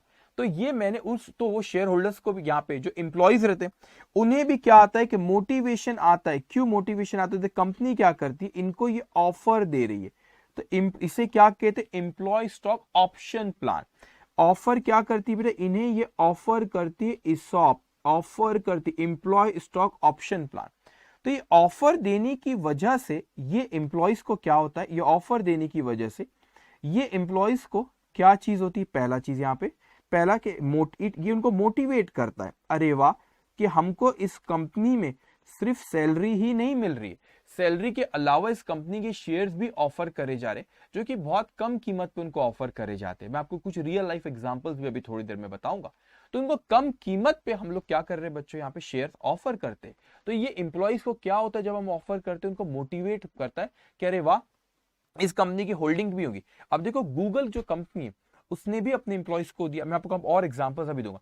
तो एम्प्लॉय के पॉइंट ऑफ व्यू से आप सोचो कि इस एम्प्लॉय को लगता है कि इस कंपनी में मेरे को सैलरी तो मिल ही रही है बच्चों, लेकिन साथ में मेरे को शेयर्स भी मिले जा रहे हैं। तो शेयर्स मिल रहे अगर कम कीमत पे मिल रहे तो वो सोचता है यार ये कंपनी ने मेरा इतना कर रही, तो मैं इस कंपनी में पहले तो जो रिस्ट्रिक्शन डाली कि इतने समय काम करो, मैं काम करता हूँ, मेरे को कम कीमत पे शेयर्स मिलेंगे। और कई बार तो बहुत कम कीमत पे कंपनी शेयर दे देती है, और जब कम कीमत पे शेयर्स दे देती है तो एम्प्लॉय को ये लगता है कि मेरी इस कंपनी में होल्डिंग भी हो गई। आगे चल के जब ये अच्छी कंपनी है तो आगे चल के इस कंपनी के शेयर्स की वैल्यू मार्केट में, स्टॉक मार्केट में बढ़ेगी, तो मेरा ही तो बेनिफिट है, क्योंकि इन शेयर्स को मैं क्या करूंगा मार्केट में जब इसकी कीमत बढ़ेगी, मेरे को तो कंसेशनल प्राइस में मिल रहा है, ये तो मेरा एक इन्वेस्टमेंट हो गया, मेरे पास शेयर्स आ गए, और फ्यूचर में चल के क्या होगा जब इन शेयर्स को मैं बेचूंगा तो मेरे को अच्छा खासा फायदा होगा। तो ये इनको मोटिवेट करता है कि उसी कंपनी में क्या करे वो रहे। दूसरी चीज यहाँ पे उनको ये कहते हैं कि रिवॉर्ड हो जाता है, ये इनको रिवॉर्ड मिल रहा है, reward employees for their commitment and performance. आप इस कंपनी में अच्छा परफॉर्मेंस दे रहे जब भी तो हम आपको ऑफर करें। उनका एक कमिटमेंट भी रहता है, यार अपने को यदि कंपनी इतना करी तो अपन उतने साल उनके साथ क्या करेंगे, काम करेंगे। उसके बाद यहाँ पर उनकी वेल्थ में भी चेंजेस आता है। क्यों उनकी वेल्थ बढ़ती है, उनकी वेल्थ में क्यों चेंजेस आता है, क्यों आता है बेटा, क्योंकि यहाँ पे वेल्थ इंप्रूव, क्योंकि उनको यहाँ पे शेयर्स दी गए, कम कीमत पे शेयर्स दी गए, तो क्या करेगा उस शेयर्स को बेच के पैसा कमा सकता है। तो वेल्थ क्रिएट करता है, वेल्थ क्रिएशंस फॉर एम्प्लॉय को ये उनके बेनिफिट्स हो गए कि उसको मोटिवेट कर रहा है कि ये कंपनी में टिके रहो। उसको लग रहा है कि मोटिवेट है तो उसको लगता है नहीं यार हमको हमारी मेहनत का, हमारे कमिटमेंट का कोई सिला मिल रहा है। होता है ना, इंसान का नेचर होता है जब उसको लगता है कि उसकी वैल्यू करी जा रही है तो वो मोटिवेट होता है। कहीं अपने को थोड़ी देर अपनी वैल्यू नहीं करे, अपन इतनी मेहनत कर रहे तो मोटिवेशन भी चला जाता है और उनको ऐसा लगता है वेल्थ भी हमारी क्रिएट हो रही है। तो इस तरीके से हम लोग यहाँ पे इसको क्या करते हैं, हम इंप्लॉइज को शेयर ऑफर करते। अब वैसे अगर हम लोग देखा जाए बच्चों यहाँ पे कि आप इस चैप्टर में अकाउंटिंग किसके पॉइंट ऑफ व्यू से देखना है हमको, जो कंपनी ये शेयर्स इशू कर रही है। तो कौन सी कंपनी है यहाँ पे, जैसा एग्जांपल में मैंने इन्फोसिस बोल रहा, तो इन्फोसिस शेयर्स इशू कर रही जो ESOP employee stock option plan, उसके बारे में और अभी डिटेल अभी डिस्कशन बहुत बचा हुआ है, तो उसके पॉइंट ऑफ व्यू से हमको अकाउंटिंग करना है। तो जो आपके एम्प्लॉइज है जिनको शेयर्स मिल रहा है उनके पॉइंट ऑफ व्यू से अकाउंटिंग नहीं करना, टैक्स इंप्लीकेशन उनका कुछ होगा, वो शेयर्स मिल रहे हैं तो उनके लिए इन्वेस्टमेंट अकाउंटिंग आपने जो ग्रुप 1 में पढ़े वो अपनी अकाउंटिंग करेंगे वहां पे। लेकिन हम लोगों को यहाँ किसके पॉइंट ऑफ व्यू से अकाउंटिंग करना है, जो कंपनी जो इसऑप ऑफर कर रही है वो अपनी बुक्स में अकाउंटिंग कैसे करेगी। आप देखोगे जनरली स्टार्टअप कंपनीज जो होती है, स्टार्टअप जो कंपनी अभी इंडिया में बहुत ट्रेंड है, बहुत सी कंपनी स्टार्टअप है, तो जब स्टार्टअप अपने बिजनेस ओपन करते तो कई बार ये देखा गया कि उनके पास अच्छी सैलरी देने के लिए एम्प्लॉयज को उतना पैसा नहीं होता क्योंकि कंपनी न्यू है। तो जनरली ये ट्रेंड देखा कि जो स्टार्टअप अभी इंडिया में स्पेशली देखा कि स्टार्टअप कंपनीज भी क्या करती है, अपने एम्प्लॉयज को ये शेयर्स ऑफर करती है, स्टॉक ऑफर करती है। क्यों, ताकि हमारे पास रिटेन रहे, हमारे पास जॉब छोड़ के ना जाए। तो उनको भी एक मोटिवेशन रहता है कि हाँ स्टार्टअप कंपनी में जरूर है, भला ये न्यू कंपनी है, लेकिन उनको भी एक मोटिवेशन एम्प्लॉयज को रहता है कि नहीं हमको भला ही सैलरी थोड़ी सी कम मिल रही लेकिन हमको शेयर्स ऑफर करेंगे जो कि बहुत कम कीमत में ऑफर करेंगे, तो हम लोग इस कंपनी में लॉन्ग रन तक टिके रहेंगे। इवन कौन सी कंपनी है, न्यू कंपनी है। सो आप यहाँ पे बहुत सी कंपनी आपने शायद सुने होंगे, कुछ नाम तो इसमें से मुझे है पता है कि शायद आपने सुने ही होंगे। Just 1 minute. ओके, जैसे कि मैं आपसे कहूँ यहाँ पे एक कंपनी है जो पॉलिसी बाजार, ठीक है, पॉलिसी बाजार एक कंपनी जहाँ पे काफी आपने ऐड देखे होंगे, कभी ना कभी इसके जरूर ऐड देखे होंगे। Okay, just 1 minute. तो ये जो कंपनी यहाँ पे न्यू जो स्टार्टअप का, उसमें से एक मैं एग्जांपल आपको दे रहा हूँ, जैसे पॉलिसी बाजार है। तो ये जो कंपनीज है यहाँ पे इन्होंने शेयर्स ये इसॉप ऑफर करे, तो ये आप 1 minute. Okay okay, just give me 1 minute. जैसे आप देख रहे हैं स्क्रीन पे, यहाँ पे जो पॉलिसी बाजार एक जो है स्टार्टअप, तो उन्होंने क्या किया, उनके जो को फाउंडर है याशीष दाई है, तो इन लोगों ने क्या किया बच्चे यहाँ पे उन्होंने जैसे इंश्योरेंस एग्रीगेटर प्लेटफॉर्म जैसे कि Policybazaar to face ₹560 crore of ESOP expense in financial year 23। अब देखो यहाँ पे फाइनेंशियल ईयर 20 कितने के वो ESOP दे रहे, वो दे रहे आपको 560 करोड़। कितने करोड़ के, ये स्क्रीन पे आप देखते 560 करोड़ के उन्होंने ESOP ऑफर करे। अब इस ESOP मतलब अपने एम्प्लॉइज को, कई बार वो डायरेक्टर्स को, जो की प्लेयर्स रहते हैं उन लोगों के, उन लोगों को वो ऑफर करते। उसके बाद सिर्फ यही कंपनी से कई स्टार्टअप है, मैं आपको सिर्फ एग्जांपल दे रहा हूँ, आपने नाम जरूर सुने होंगे, रोज आप उसका नाम सुनते हो। उसका नाम क्या है बच्चों, उसका नाम है आपका जोमेटो। तो आपने देखिए जोमेटो जो है, वो जोमेटो भी अपने एम्प्लॉइज को क्या करा, उसने जोमेटो ने भी अपने एम्प्लॉइज को क्या किया बच्चों, ये शेयर्स ESOP ऑफर किया।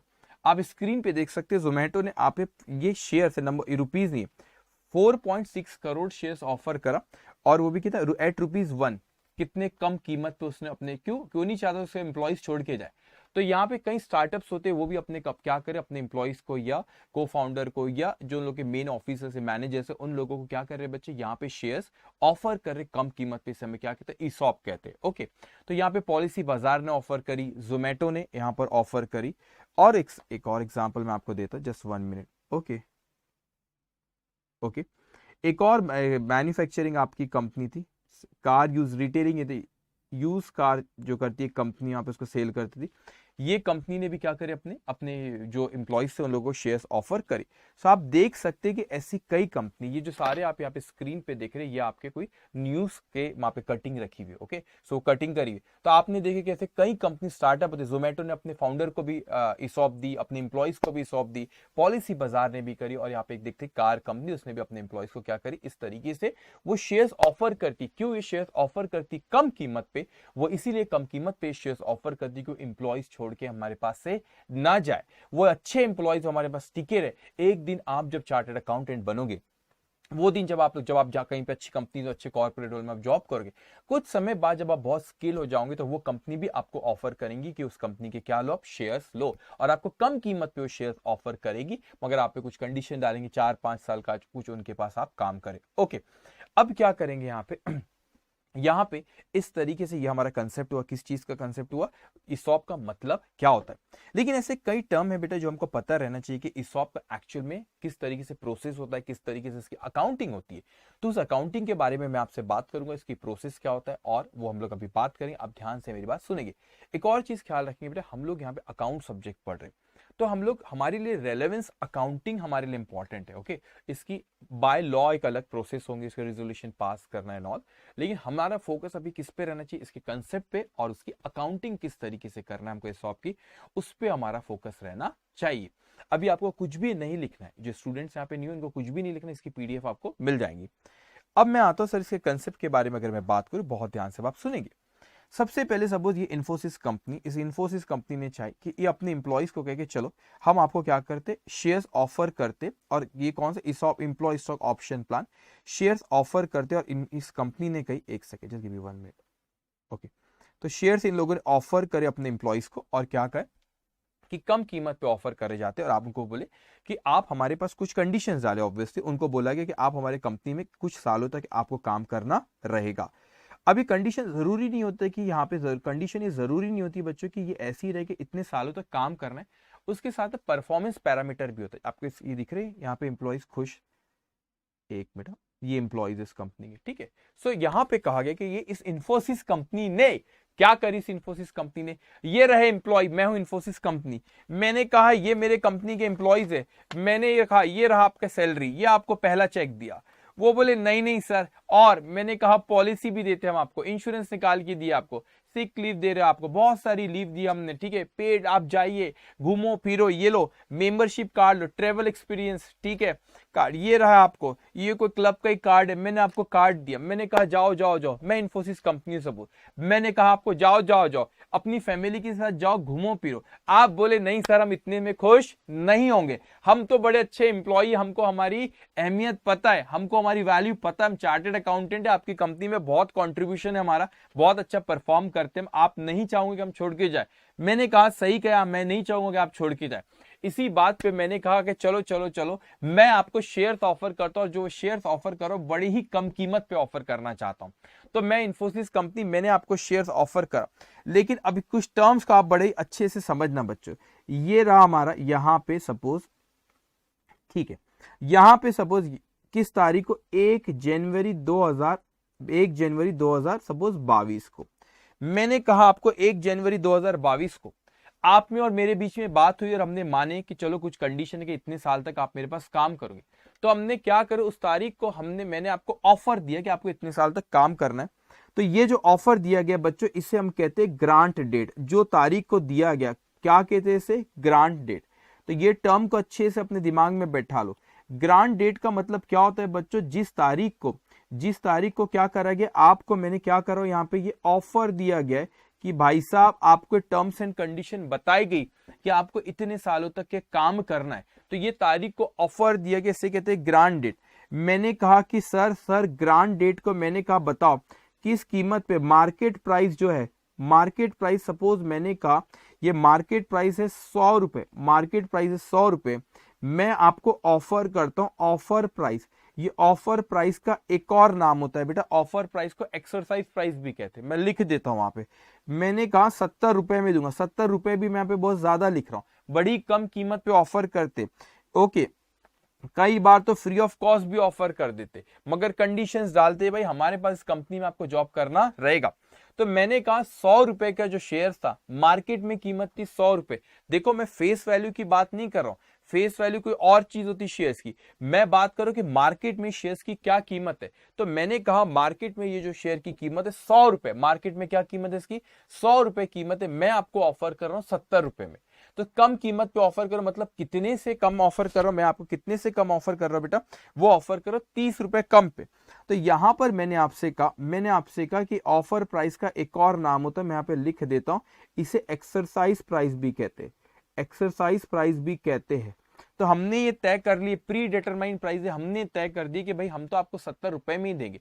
तो ये प्री डिटरमाइंड है, ये एक्सरसाइज और ऊपर मैं यहाँ पे लिख लेता हूं, ये प्री डिटरमाइंड प्राइस है, ये प्री डिटरमाइंड प्राइस है, ठीक है।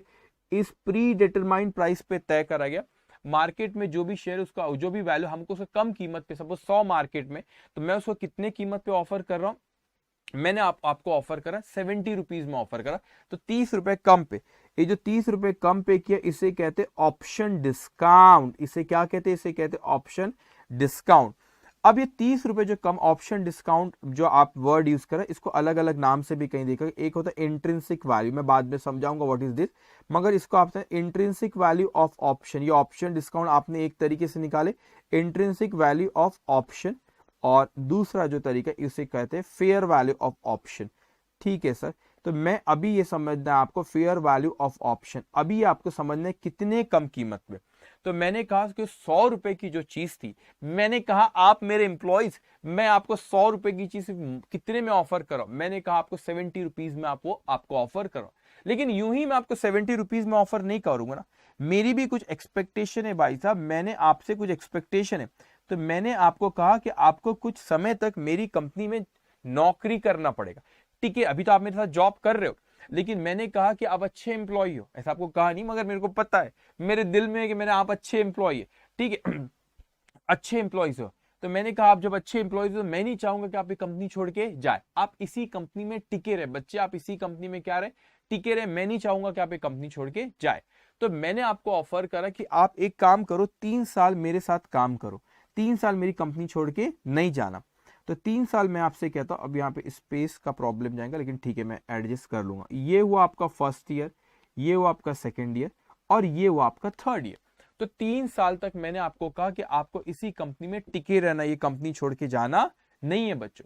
तो ये जो 3 साल आप मेरी कंपनी में टिके रहोगे, यहाँ पे आपके एक सेकेंड, ये 3 साल जो आप मेरे कंपनी में रहोगे, इस पीरियड को कहा जाता है बेटा वेस्टिंग पीरियड। क्या किया जाता है, वेस्टिंग पीरियड। तो ये 3 साल फिक्स नहीं होते, मैंने एग्जाम्पल के तौर पे 3 साल का आप क्वेश्चन में दे सकते हो, कभी कि 2 साल कहेगा, 1 साल कहेगा, 4 साल, जितना भी कहे। तो ये है बच्चों यहाँ पे वेस्टिंग पीरियड, और मैंने आपसे कहा कि आपको मेरे कंपनी में इतने समय तक रहना ही पड़ेगा, ये आप कंपनी छोड़ के नहीं जा सकते। मगर मैंने कोई कहा ये आपको रहना पड़ेगा 3 साल, जब भी मैं आपको कम कीमत पे शेयर्स आपको दूंगा। अब मैंने कहा जिस तारीख को ऑफर दिया उस तारीख को मैं कहता हूं ग्रांट डेट। जितने समय तक मैंने आपको कहा कि आप मेरे कंपनी में रहो उसे कहता हूं वेस्टिंग पीरियड।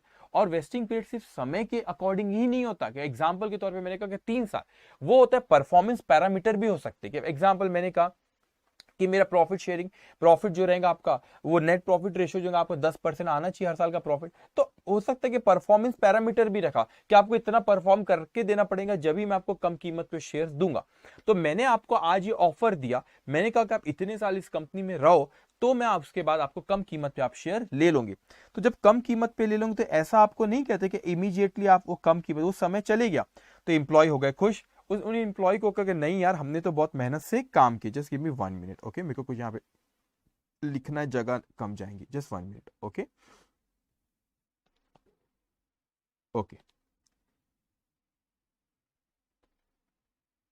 ओके। सो ये 3 साल ऐसे ले लेते हैं मैं यहाँ पे, ठीक है। अब ये था हमारा फर्स्ट ईयर, ये था हमारा सेकेंड ईयर और ये था हमारा थर्ड ईयर। सो मैंने कहा कि ये 3 साल आप हमारी कंपनी में रहो, और अगर आप इस समय पे हमारे पास जो रहोगे, जो हमने कंडीशन डाले उसे हम कहते हैं वेस्टिंग पीरियड। इसे क्या कहते हैं बच्चों? Vesting period. कि ये समय पे आप इसी कंपनी में रहोगे, आप ये छोड़ के नहीं जाना। लेकिन ये जरूरी नहीं होता कि मैं पीरियड वाइज ही बात करूं, मैं उनसे ये भी हो सकता है कि कहूं कि आपको परफॉर्मेंस पैरामीटर भी दिया कि आपको मेरे को इतना प्रॉफिट कमा के देना पड़ेगा तो ही मैं आपको कम कीमत पे शेयर्स वो आगे दूंगा। सपोज वो 3 साल हो गए और वो एम्प्लॉयज बहुत खुश हो गए, वो एम्प्लॉयज बहुत खुश हो गए, अरे वाह वाह हमारे 3 साल हो गए हमने कंपनी में बिता लिए। लेकिन क्या ये जरूरी है कि बेटा, क्या ये जरूरी है कि वो शेयर्स उनको खरीदना ही पड़ेगा? इसका नाम है employee stock option plan. Option है, कंपल्शन नहीं। ओके, तो ये ऑप्शन है, कंपल्शन नहीं है। तो उसके बाद उन्हें कुछ समय दिया गया, अगर आप चाहो तो खरीद लो इसे। इसको पहले हम इस समय जो उनको दिया गया कि जिस समय पे वो खरीद सकते हैं इसको, इसे कहते हैं एक्सरसाइज पीरियड। इसे क्या कहते हैं? Exercise period. तो आपको कुछ समय दिया गया, वो एक क्वेश्चन में हमको दिया रहेगा कि 6 महीने, 1 साल, 3 महीने, जो भी समय दिया रहे, तो आपको क्वेश्चन में दिया रहेगा कि कितने समय पे ये एम्प्लॉयज ये 3 साल उन्होंने एग्जाम्पल के तौर पे यहाँ पे बिता लिए। अभी जब 3 साल यहाँ पर हो गए तो उसके बाद इनको समय दिया कि कितने समय तक ये शेयर्स खरीद सकते। एक समय दिया, ऐसा नहीं 3 साल हो गए आपको ले चलो चलो चलो आज ही शेयर खरीदो।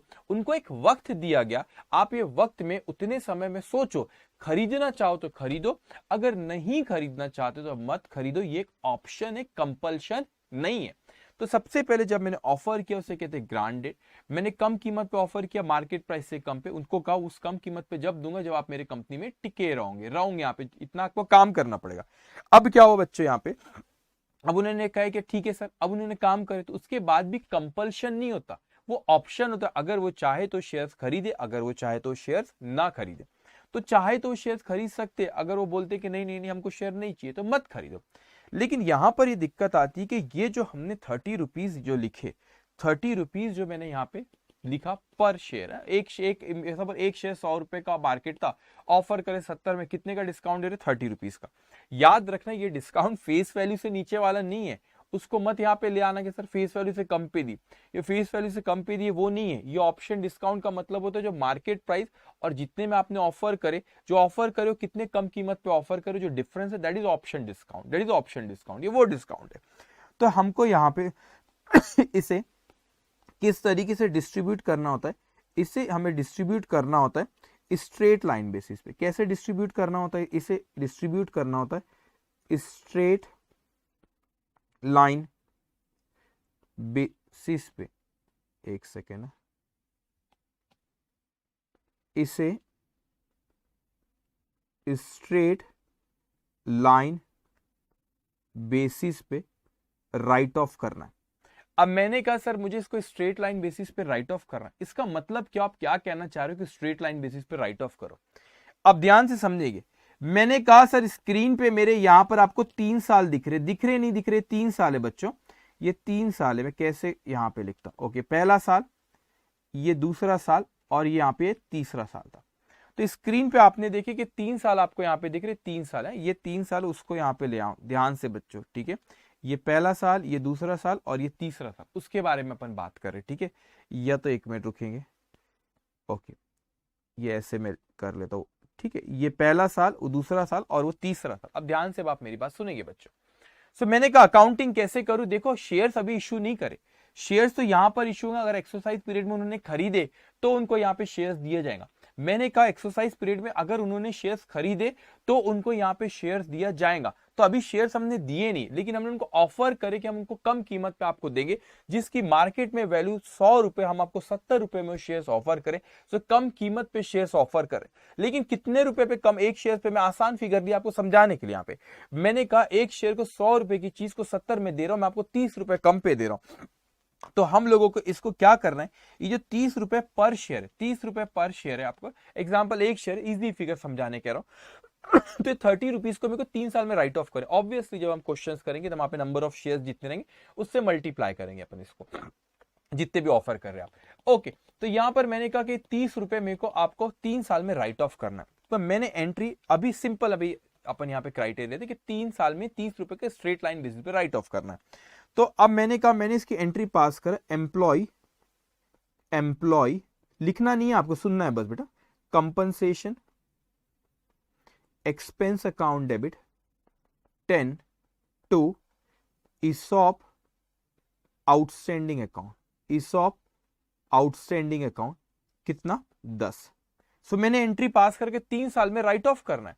तो इसी वही एंट्री यहां पर जगह नहीं, इसलिए मैं ऐसे लिख रहा हूं बेटा, employee compensation expenses account debit 10 to ESOP outstanding account, वही मैंने दूसरे साल भी 10 से राइट ऑफ करा। फिर employee compensation expenses account debit 10 to ESOP outstanding. ध्यान से अच्छे से समझना है एंट्री क्या है, कैसी पास हो रही। अब मैंने कहा कि इस एंट्री में जो दो इफेक्ट हमने दी, जो डेबिट और क्रेडिट की, एक है एम्प्लॉय कंपनसेशन एक्सपेंसेस। बेटा ये एम्प्लॉय कंपनसेशन एक्सपेंसेस को हम पीएनएल अकाउंट में लेके चले जाएंगे, पीएनएल अकाउंट में लेके चले जाएंगे। तो मैंने जो कहा एम्प्लॉय कंपनसेशन एक्सपेंसेस जो है, इसको मैंने कहा कि मैं इसे प्रॉफिट एंड लॉस अकाउंट में लेके चला जाऊंगा। ये जो एम्प्लॉय कंपनसेशन एक्सपेंसेस है ये चले जाएगा मेरा प्रॉफिट एंड लॉस अकाउंट में। तो जब मैं इसे प्रॉफिट एंड लॉस अकाउंट में लेके जाऊंगा तो मैं एंट्री पास करूंगा, profit and loss account debit 10 to employee compensation expenses account कितना 10। अब यहां पे profit and loss account debit 10 to employee compensation expenses account, ये वही मैंने 3 साल ये एंट्री पास करा, profit and loss account debit 10 to employee compensation expenses.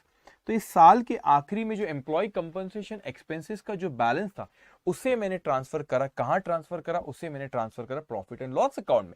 अब आप सोचने लगेंगे सर ये जो आपने एम्प्लॉय ऑप्शन जो डिस्काउंट था, जो डिस्काउंट का फिगर था, उसको एक्चुअल में आपने क्या करे बच्चों, उसको एक्चुअल में आपने पीएनएल अकाउंट उसको 3 साल में राइट ऑफ करो, क्योंकि वेस्टिंग पीरियड 3 साल था।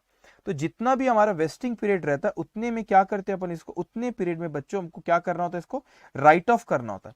तो ये जो डिस्काउंट का अमाउंट है, वेस्टिंग पीरियड जैसे क्वेश्चन में आप देख रहे हो 3 साल है, इन 3 साल में मुझे इसको राइट ऑफ करना है। तो मैंने एंट्री पास की एम्प्लॉय कंपनसेशन एक्सपेंस अकाउंट, और जो एम्प्लॉय कंपनसेशन एक्सपेंस आपने ये जो तीनों साल आपने एम्प्लॉय कंपनसेशन एक्सपेंसेस, ये तीनों साल जो आपने यहाँ पे डेबिट करे उसे कहां पे ट्रांसफर कर दी, आपने उसे ट्रांसफर कर दी प्रॉफिट एंड लॉस अकाउंट में। क्यों इसे पीएनएल अकाउंट में, क्योंकि देखो पहले डेबिट हुआ फिर वो क्रेडिट हो गया। क्यों इसे पीएनएल अकाउंट में ट्रांसफर करा जाता, ऑब्वियसली जब मैं आपको कम कीमत पे ऑफर कर रहा हूं तो उसके बदले में मैं आपसे कुछ ना कुछ ले रहा हूं। मैं क्या ले रहा हूं आपसे, आपसे सर्विसेज ले रहा हूं, आपको कम कीमत पे यूं ही नहीं दे रहा हूं। आप मेरे पास जॉब करो इसलिए मैं कर, उसके बदले में कुछ बेनिफिट्स, कुछ सर्विसेज मैं आपसे ले रहा हूं। इसीलिए जो कम कीमत पे जो मैं आपको बेच रहा हूं, तो जो कम कीमत हुई ना, कम कीमत, इसके बदले में मैं आपसे कुछ ले रहा हूं, आपसे बोल रहा हूं 3 साल काम करो। तो जो मैंने कम कीमत हो रही, जैसे हमारे एग्जाम्पल में 30 रुपीज जो डिस्काउंट है, that should be right of on a straight line basis पे। स्ट्रेट लाइन बेसिस पे हमको क्या करना होता है, उस पर राइट ऑफ करना होता है। ठीक है, अब यहाँ पे क्या करेंगे आप लोग, जब मैं इसको स्ट्रेट, देखो इस पे ना गाइडेंस नोट्स भी एक है, इसके ऊपर आप लोगों का कंपनीज एक्ट भी कुछ कहता है। तो मैं हम वो सारी चीजें मैं आपको जो हमारे लिए रेलेवेंट है, ESOP से रिलेटेड जो कंपनीज एक्ट के गाइडेंस नोट जो है आपका, जो जो कहता है वही चीजें मैं आपसे एक्सप्लेन कर रहा हूं आपको। ठीक है, अब ध्यान से आप मेरी बात सुनेंगे। तो मैंने कहा कि जो 30 है आपका, 30 रुपीज जो है आपका, उसको मुझे स्ट्रेट लाइन बेसिस पे राइट ऑफ करना है। कितने सालों में? 3 सालों में मुझे राइट ऑफ करना है। अब 3 साल में जब मुझे राइट ऑफ करना, तो मैंने उसको एज एन एक्सपेंस पहले लिखा, जैसे दूसरे एक्सपेंसेस आप लिखते और उसको कहां पे ट्रांसफर करते? पीएनएल अकाउंट में। उसी तरह फिर मैंने उसको पीएनएल अकाउंट में ट्रांसफर कर दिया। लेकिन आपके सामने क्वेश्चन आ रहा होगा, सर मुझे ये समझ गया कि जो आपका ये है, क्या है भाई, आपकी जो एम्प्लॉय कंपनसेशन एक्सपेंसेस के नाम से आप वो डिस्काउंट को कह रहे हैं और उसको आप राइट ऑफ कर दे रहे हो जितनी भी वेस्टिंग पीरियड की लाइफ है on a straight line basis. तो वेस्टिंग पीरियड हमारे एग्जांपल में है 3 साल और एम्प्लॉय का वो आपका डिस्काउंट है 30 रुपए, तो 3 साल में 10-10 रुपए हमने उसको राइट ऑफ कर उसको पीएल में ट्रांसफर करे। तो ये समझ गया कि employee compensation expenses will go to profit and loss account, वो डिस्काउंट अमाउंट अपन लिखते हैं। अब मैंने कहा कि यहां पे जस्ट 1 मिनट, मैंने कहा यहां पे कि नहीं सर, एक तो आपने डेबिट करे वो मुझको समझ में आया, लेकिन वहां पे मेरे को नजर आता है आपने ईसॉप आउटस्टैंडिंग करके अकाउंट लेके, उस ईसॉप आउटस्टैंडिंग अकाउंट का क्या, ये जो ईसॉप आउटस्टैंडिंग है बेटा, ये लायबिलिटी साइड में रिफ्लेक्ट होता है, ये बैलेंस शीट में लायबिलिटी साइड में रिफ्लेक्ट होता है। तो मैंने कहा ये बैलेंस शीट में लायबिलिटी साइड में रिफ्लेक्ट होता है, ये बैलेंस शीट में लायबिलिटी साइड में रिफ्लेक्ट होता है। लेकिन लायबिलिटी साइड में कहां पे? लायबिलिटी साइड में रिजर्व एंड सरप्लस में ये रिफ्लेक्ट होता है। कहां रिफ्लेक्ट होता है बच्चों? रिजर्व एंड सरप्लस में। तो शायद कुछ स्टूडेंट सोच रहे होंगे सर रिजर्व एंड सरप्लस में क्यों रिफ्लेक्ट होता है? क्योंकि आगे चल के मैं आपको बताऊंगा, जब वो कम कीमत पे भी एडजस्टमेंट करें, अल्टीमेटली इस आउटस्टैंडिंग जो आपका है वो अल्टीमेटली शेयर्स जब आप इशू करोगे ना उनको, जब वो एडजस्ट हो जाएगा प्रीमियम में। मैं आपको बताता हूँ कैसे वो फेस वैल्यू प्रीमियम बराबर जब एडजस्टमेंट करा, तो अल्टीमेटली वो इसलिए रिजर्व एंड सरप्लस में बताता है कि आगे चल के रिजर्व एंड सरप्लस में या शेयर कैपिटल में कन्वर्ट होने वाला है, तो शेयर होल्डर्स फंड का ही पार्ट है, इसलिए हम आपको ईसॉप आउटस्टैंडिंग को रिजर्व एंड सरप्लस में बताया जाता है। अभी कैसे होता है, मैं 2 मिनट अभी एंट्री आप देखोगे आगे एक्सरसाइज के वक्त कैसे करते। अब मैंने कहा ठीक है सर इस तरीके से ये होगा, लेकिन एक्सरसाइज पीरियड आए। अब मैंने कहा कि यहाँ पे जो एक्सरसाइज पीरियड आए, मैंने कहा अरे वाह वाह चलो भाई, अब हम लोग ये शेयर्स ऑफर कर रहे, कौन कौन खरीदना चाहता है। अभी थोड़ी सिचुएशन में चेंज करूंगा आगे आके, लेकिन अभी सिंपल सिचुएशन रख रहा हूँ, बेसिक आइडिया आ जाए। अभी सिचुएशन, क्योंकि कुछ इंप्लॉयज छोड़ के भी जा सकते, वो सारी चीजें मैं आपको बताऊं। कुछ इंप्लॉयज ऐसा भी हो सकते कि वो बोले कि नहीं खरीदना है हमको, वो सारी चीजें हम डिस्कस करें। अभी सिंपल अभी हम बात कर रहे हैं कि नॉर्मल बेसिक आइडिया उसके लेने की। अब मैंने कहा कि ठीक है 100 रुपए का शेयर था, 70 रुपए में ऑफर करें। मैंने कहा वेरी गुड, 3 साल हो गए, अभी आ गया हमारा एक्सरसाइज पीरियड, और आप, मैं इन्फोसिस हूं, आप मेरे इंप्लॉइज हो। एग्जाम्पल के तौर पे भी हम बात करके, आपने बोले हाँ सर हमको शेयर्स खरीद नहीं खरीदना, ऐसा भी हो सकता है, उसके बारे में भी मैं बात करूंगा। तो मैंने कहा कि आप सॉरी मैंने कहा कि आप ये शेयर्स खरीदना चाहते बोले हाँ सर शेयर खरीदना चाहते, बोला वेरी गुड। मैंने कितने में ऑफर किया था? जो 100 रुपए का शेयर था मैंने आपको कितने में ऑफर किया था? 70 रुपीज में। तो मेरे पास पैसा आया, तो मैंने एंट्री पास किया bank account debit. Bank account debit मेरे पास कितने आ गए बच्चों? 70 रुपीज आ गए। लेकिन शेयर की फेस वैल्यू सपोज 10 रुपए थी, तो मैंने यहां पे लिखा to equity share capital account, equity share capital account कितने रुपए? 10 रुपए, ये फेस वैल्यू। लेकिन उसके बाद मैं लिखूंगा यहां पे सिक्योरिटीज प्रीमियम अकाउंट। मैंने कहा यहां पे सिक्योरिटीज प्रीमियम अकाउंट कितने से? अब कुछ स्टूडेंट सोच रहे हो सर ऊपर 70 लिखा है, 70 रुपीज आया आपको, 10 रुपीज आपका फेस वैल्यू, तो लिख दो वहां पे 60 रुपीज सिक्योरिटी प्रीमियम। नहीं बच्चे, मार्केट प्राइस इसकी क्या थी सर? मार्केट प्राइस तो इसकी 100 रुपए थी, उसमें से फेस वैल्यू कितना है? 10 रुपए, तो 90 रुपए आपका सिक्योरिटी प्रीमियम। मार्केट में 100 रुपए कीमत है, फेस वैल्यू शेयर की 10 रुपए, तो प्रीमियम 90। नहीं सर डेबिट साइड में मैं देखता हूं तो 70 रुपीज ही दिख रहा है। डेबिट साइड में मैं देखता हूं तो मुझे यहाँ पे कितना दिखता है बच्चों? डेबिट साइड में जब मैं यहाँ पे दिख रहा हूं तो मुझे कितना दिख रहा है? 70 दिख रहा है। लेकिन जब मैं यहाँ पर दिखता हूँ क्रेडिट 10 + 90, यहाँ तो 100 दिख रहा है। ऐसा कैसे? 30 रुपीज का यहाँ पे डिफरेंस आ रहा है सर, 30 रुपीज का डिफरेंस आ रहा है। तो देखो यहाँ पे आपने ईसॉप आउटस्टैंडिंग को, ध्यान से बच्चों, ईसॉप आउटस्टैंडिंग को आपने पहले यहाँ पे क्रेडिट करे थे 10 रुपए से, फिर नेक्स्ट ईयर आपने फिर से 10 से क्रेडिट करे तो कितने पे आ गया? 20 पे। फिर तीसरे साल फिर से 10 से क्रेडिट करे तो आ गया 70 पे। आप उसको ईसॉप आउटस्टैंडिंग को कोई आप पीएनएल अकाउंट में लेके जाके राइट ऑफ नहीं कर रहे थे। तो ईसॉप आउटस्टैंडिंग को पीएनएल अकाउंट में जाके क्या कोई राइट ऑफ हो रहा था कि नहीं? वो राइट ऑफ नहीं हो रहा था। तो आपने ईसॉप आउटस्टैंडिंग जो अकाउंट था आपका, आप तो वो बैलेंस शीट में लायबिलिटी साइड में रिफ्लेक्ट होता, 10 से हुआ, फिर 10 से बढ़ा तो 20, फिर 10 से बढ़ा तो 30, तो 30 रुपीज वो ईसॉप आउटस्टैंडिंग बैलेंस शीट में लायबिलिटी साइड में रिफ्लेक्ट हो रहा था। अब उस 30 को आप यहां पे लिखोगे बच्चों, उस 30 को यहां पे लिखोगे ईसॉप आउटस्टैंडिंग। ईसॉप आउटस्टैंडिंग, जगह नहीं इसलिए शॉर्ट कर लेगा, ईसॉप आउटस्टैंडिंग। तो आपने जो यहाँ पे क्रेडिट करे थे, आपने जो ईसॉप आउटस्टैंडिंग को बच्चों यहाँ पे, एक second just give me 1 minute, okay. ESOP outstanding को जो आपने, मैं कौन सा कलर चूज करूं वो सोच रहा हूं मैं, ठीक है। तो ईसॉप आउटस्टैंडिंग को जो मैंने यहाँ पे क्रेडिट करा था, उस ईसॉप आउटस्टैंडिंग को मैंने यहाँ पे क्या किया, डेबिट किया। तो आपने देखे यहाँ पे 10 10 10 30 से क्रेडिट हुआ और 30 से बेटा यहाँ पे क्या हो गया, डेबिट हो गया। तो 30 से क्रेडिट हुआ और 30 से क्या हो गया बेटा आपका वहां पे डेबिट हो गया। तो ईसॉप आउटस्टैंडिंग अकाउंट क्या हो गया बेटा आपका, क्लोज हो जाएगा। लेकिन मेरे दिमाग में, अच्छा ऐसा क्यों करे आपने, आपने भाई यहाँ पे शेयर्स की कीमत तो मार्केट में आपकी 100 है ना, आपने उसको 10 में, सॉरी 10 फेस 90 रुपए सिक्योरिटी प्रीमियम, आपने 30 रुपीज के बदले में सर्विसेज लिए ना, आपने वो एक्चुअल में 100 रुपए जो थे ना, टोटल मार्केट में कीमत 100 रुपए, 100 के बदले में कुछ मिला है अपने को पूरा, आपको 100 के बदले में 70 रुपए के 70 रुपए पैसे में मिले फॉर्म में, और 30 रुपए की आपको सर्विसेज मिली जो उतने साल हमारे पास रहे, हमारे पास नौकरी करे, और 30 रुपए को हमने पीएनएल में डेबिट भी करे। या आप देख रहे हो जब आपने राइट ऑफ करे 10 10 10 हर साल जो पीएनएल में लेके गए, तो टोटल 100 के बदले में 100 मिला, लेकिन 70 रुपीज किसमें, कैश फॉर्म में, और 30 रुपीज जो सर्विसेज उन्होंने हमको दी, हमारे पास टिके रहे, तो वो यहाँ पर आपका वो आप राइट ऑफ करते, that goes to PNL account, ठीक है। तो आपने जो ईसॉप आउटस्टैंडिंग क्रेडिट करते फिर उसको यहाँ पे क्या करके डेबिट करके क्लोज करे। लेकिन मैं क्या सोचता हूँ, ये हमने सिंपल एंट्रीज देखे बेटा, लेकिन मैं सोचता हूँ क्या सर ये इतना आसान होगा क्या, जैसे हम लोग ने यहाँ पे देखे, क्या इतना आसान होगा क्या, क्योंकि मैं सोचता हूँ कि इतने एम्प्लॉयज मेरे पास रहे, तो यहाँ पर इतने, लेकिन जैसे यहाँ पर कितने एम्प्लॉयज रहेंगे, वो वेस्टिंग पीरियड खत्म होता है, फिर एक्सरसाइज पीरियड में वो चाहे तो उस वक्त उनको फिर जब कहा जाता है कि क्या आप इसको खरीदना चाहते हो क्या, उस वक्त वो कहते हैं कि हाँ हाँ हाँ हाँ खरीदना, वो उस वक्त कहते हैं बच्चों की हाँ हाँ हाँ खरीदना चाहते हैं। लेकिन जरूरी है कि क्या ये हर एम्प्लॉय, कुछ एम्प्लॉय ऐसे भी हो सकते हैं आपके, कुछ एम्प्लॉय ऐसे भी हो सकते हैं बेटा कि वो है कि नहीं हमको खरीदना नहीं है, मगर ये भी हो सकता है कि जब आप यहाँ पे, बड़ा इंटरेस्टिंग पॉइंट है, ध्यान से सुनिए, ये जो मेन पार्ट है यहाँ पे, अब क्या होगा कि यहाँ पे मैं कहता हूं कि मैं तो एस्टिमेट कर रहा हूं कि मैंने कहा कि जो ऑप्शन डिस्काउंट का अमाउंट है उसको जितना भी वेस्टिंग पीरियड है, उस वेस्टिंग पीरियड में मुझे उसे राइट ऑफ करना है, उस वेस्टिंग पीरियड में मुझे क्या करना है, उसको उस वेस्टिंग पीरियड में मुझे उसे राइट ऑफ करना है ऑन स्ट्रेट लाइन बेसिस। लेकिन मैं सोचता हूं कि जो ऑप्शन डिस्काउंट है, मेरे पास तो कई इंप्लॉइज है, मुझे कैसे पता कि ये सारे के सारे जो इंप्लॉइज है मेरे साथ ये 3 साल रहेंगे क्या।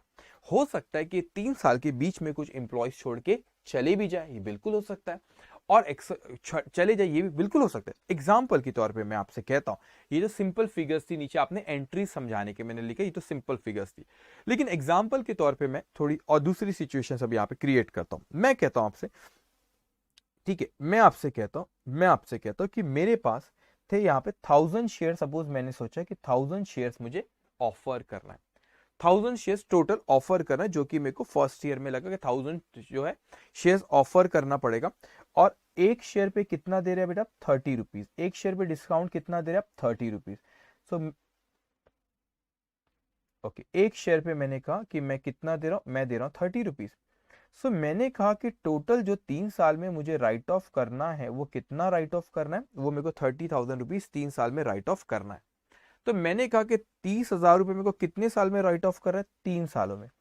तो ये अगर 3 इयर्स में राइट ऑफ करना है तो 1 ईयर का कितना, अगर ये 1 साल में इतना राइट ऑफ करना है तो 3 साल में इतना राइट ऑफ करना है, तो 1 साल के एंड तक कितना राइट ऑफ हो जाना चाहिए। तो मैंने यहाँ पे अमाउंट देखा 10,000 रुपए, 10,000 रुपए देखा बच्चों, यहाँ पे 10,000। तो मैंने पहले मुझको लगा था यहाँ पे, मुझे पहले लगा था कि 1,000 एम्प्लॉय रहेंगे तीनों साल तक, पहले साल यही लगा। तो एक एम्प्लॉय को सपोज मैं एक ही शेयर दे, तो एक शेयर पे डिस्काउंट का अमाउंट कितना, 30 रुपीज। तो यहां पर क्या बात है कि 1,000 रुपए, 1,000 शेयर है, ये 1,000 एम्प्लॉयज है, और एक एम्प्लॉय को एक ही शेयर दे, ऐसा मान के चलते पर। तो ये 1,000 एम्प्लॉय है, एक एम्प्लॉय को एक शेयर दे रहे हो, 30 रुपीज का डिस्काउंट, ऊपर मैंने मल्टीप्लाई करा 1000 मल्टीप्लाई बाय 100, तो आ गया 30,000। 30,000 3 साल में राइट ऑफ करना है, तो 1 साल के एंड तक मेरे को कितना राइट ऑफ कर लेना चाहिए, 10,000 रुपए। तो ये 1,000 रुपीज में फर्स्ट ईयर, ये जो ये कितना 30,000 3 साल में, तो 1 साल के एंड में 10,000 रुपीज राइट ऑफ करना चाहिए। तो मैं ये उम्मीद कर रहा था कि 3 साल के पीरियड में ये 1000 एम्प्लॉय मेरे पास टिके रहेंगे, मैं ये उम्मीद कर रहा था। मगर अनफॉर्चुनेटली क्या हुआ कि जब मैं नेक्स्ट ईयर आया, मुझे पता चला कि ये 1000 में से मेरे पास से 200 एम्प्लॉयज छोड़ के चले गए। तो सेकेंड ईयर में मेरे पास कितने एम्प्लॉयज रहे, 800 एम्प्लॉयज रहे, 800। क्यों, क्योंकि 1000 में से 1000 पहले साल 1000 ही थे और मैं यही उम्मीद कर रहा था कि 1000 एम्प्लॉइज मेरे पास टिके रहेंगे। लेकिन मुझे पता चला कि 1000 में से पहले साल वो ही पता था, तो मैंने उस हिसाब से सोचा कि 1000 एम्प्लॉइज है, एक एम्प्लॉय को एक शेयर ऑफर करे एग्जाम्पल, और मैंने कहा 30 रुपए एक शेयर पे डिस्काउंट है, तो 1000 multiply by 30 that's come 30,000 rupees. ये मेरे को 3 साल में अगर राइट ऑफ करना है तो एक साल के एंड तक कितना राइट ऑफ कर लेना चाहिए, 10,000। तो 10,000 रुपीज राइट ऑफ करता, एंट्री उसकी होगी employee compensation expense account debit to ESOP outstanding account. लेकिन मैं ऐसा सोचने लगा यहाँ पे सेकंड ईयर में जब आया तो बड़ा ही बुरा हुआ, मुझे पता चला कि हमारे 200 एम्प्लॉइज ने छोड़ के चले गए। तो बड़ा ही बुरा हुआ, ये पता चला कि 200 एम्प्लॉइज जब मेरे वहां पे छोड़ के अगर मेरे चले गए, तो मैंने यहाँ पे देखा कि इसका मतलब सेकेंड ईयर के एंड तक मैं आपसे कहता हूँ, सेकेंड ईयर के एंड तक मैं आपसे कहता हूँ कि 800 एम्प्लॉय थे हमारे पास जिनको हम डिस्काउंट दे रहे थे 30 रुपीज पर शेयर जो ऑफर कर रहे हैं, तो आता है 24,000। जरा इस अमाउंट को थोड़ा सा अच्छे से समझना। पहले मैंने ऐसा सोचा था कि 30,000 रुपए मुझे राइट ऑफ करना है 3 सालों में, लेकिन सेकेंड ईयर में ऐसा हुआ कि हमारे पास से 200 एम्प्लॉइज छोड़ के चले गए। तो अब मुझे 3 सालों में, पहले लगा था कि 30,000 रुपए को राइट ऑफ करना है, लेकिन अब मुझे वो रियलाइज हुआ कि हम लोगों को 30,000 रुपए 3 साल में राइट ऑफ नहीं करना है, हम लोगों को 24,000 ही 3 साल में राइट ऑफ करना है। तो मैंने कहा कि अगर ये 3 साल में राइट ऑफ करना है, 3 इयर्स में इतना करना है, तो दूसरे साल के एंड तक, सेकेंड ईयर के एंड तक कितना राइट ऑफ हो जाना चाहिए था बेटा, सेकेंड ईयर के एंड तक कितना राइट ऑफ हो जाना चाहिए था। तो 24,000 अगर 3 साल में, तो दूसरे साल के आखिरी तक बेटा यहाँ पे हम लोगों का 16,000 रुपए राइट ऑफ हो जाना चाहिए था। कितना राइट ऑफ हो जाना चाहिए, 16,000 रुपए। अब इस चीज को अच्छे से समझेंगे आप। पहले साल मुझे लगा था कि 3 सालों में मुझे 30,000 रुपए राइट ऑफ करना है, तो पहले साल के आखिरी तक मेरा 10,000 रुपए राइट ऑफ हो जाना चाहिए था। लेकिन जब मैं सेकेंड ईयर में आया तो मुझे पता चला कि 200 एम्प्लॉय ने नौकरी छोड़ के क्या हो गए, चले गए। तो जब 200 एम्प्लॉय नौकरी छोड़ के यहाँ पर चले गए, तो मुझको या 800 एम्प्लॉय मुझे लगा अभी वेस्टिंग पीरियड कवर करेंगे, तो 800 एम्प्लॉय, एक एम्प्लॉय को एक शेयर दे रहे सपोज, तो एक शेयर पे 30 रुपए डिस्काउंट, तो आए 24,000 रुपए। तो ये 24,000 मुझे 3 साल में राइट ऑफ करना है। 24,000 ये सेकंड ईयर पता चला, पहले साल तो 1000 एम्प्लॉय थे, फिर 800 गए, तो सेकंड ईयर रियलाइज हो कि 3 साल में मुझे 24,000 रुपए राइट ऑफ करना है। तो दूसरे साल के आखिरी तक कितना राइट ऑफ हो जाना चाहिए था, अगर 24,000 3 साल के में, तो डिवाइडेड बाय 3 मल्टीप्लाई बाय 2, तो ये जो 16,000 रुपए अमाउंट आए, ये वो अमाउंट नहीं है जो सेकेंड ईयर में राइट ऑफ करना है।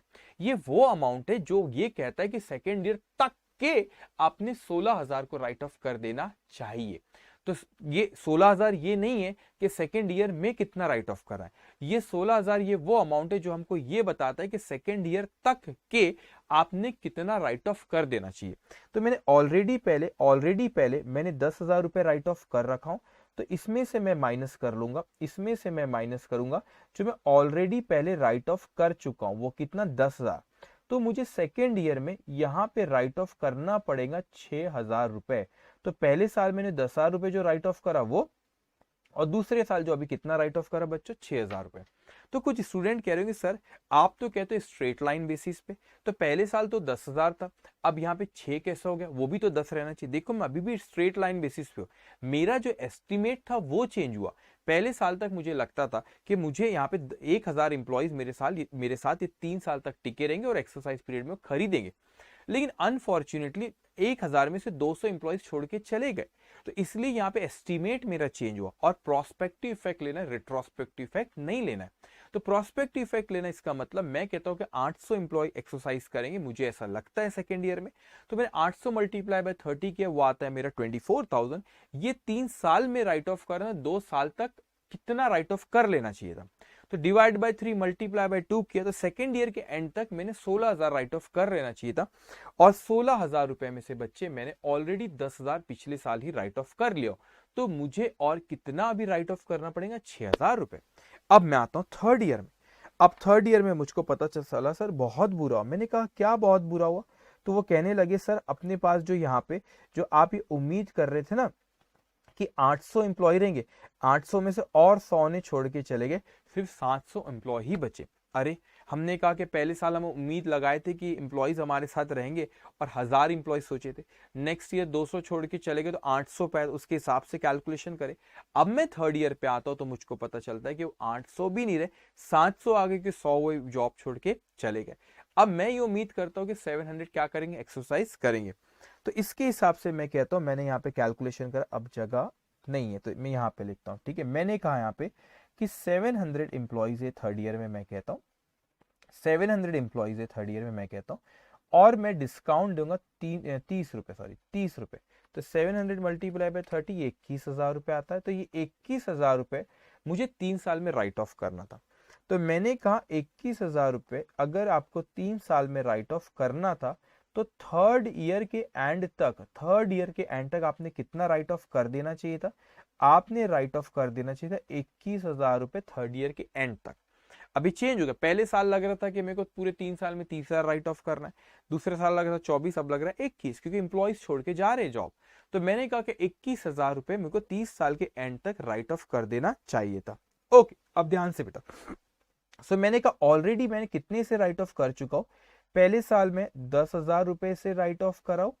पहले साल मैंने कितने से राइट ऑफ किया, 10,000 रुपए से ऑलरेडी राइट ऑफ कर चुका हूं, और दूसरे साल में ऑलरेडी 6,000 रुपए से राइट ऑफ कर चुका हूं। तो तीसरे साल यहाँ पे मुझे और कितने की राइट ऑफ करने की जरूरत पड़ेगी, 21 माइनस 10 11 माइनस 6 5,000।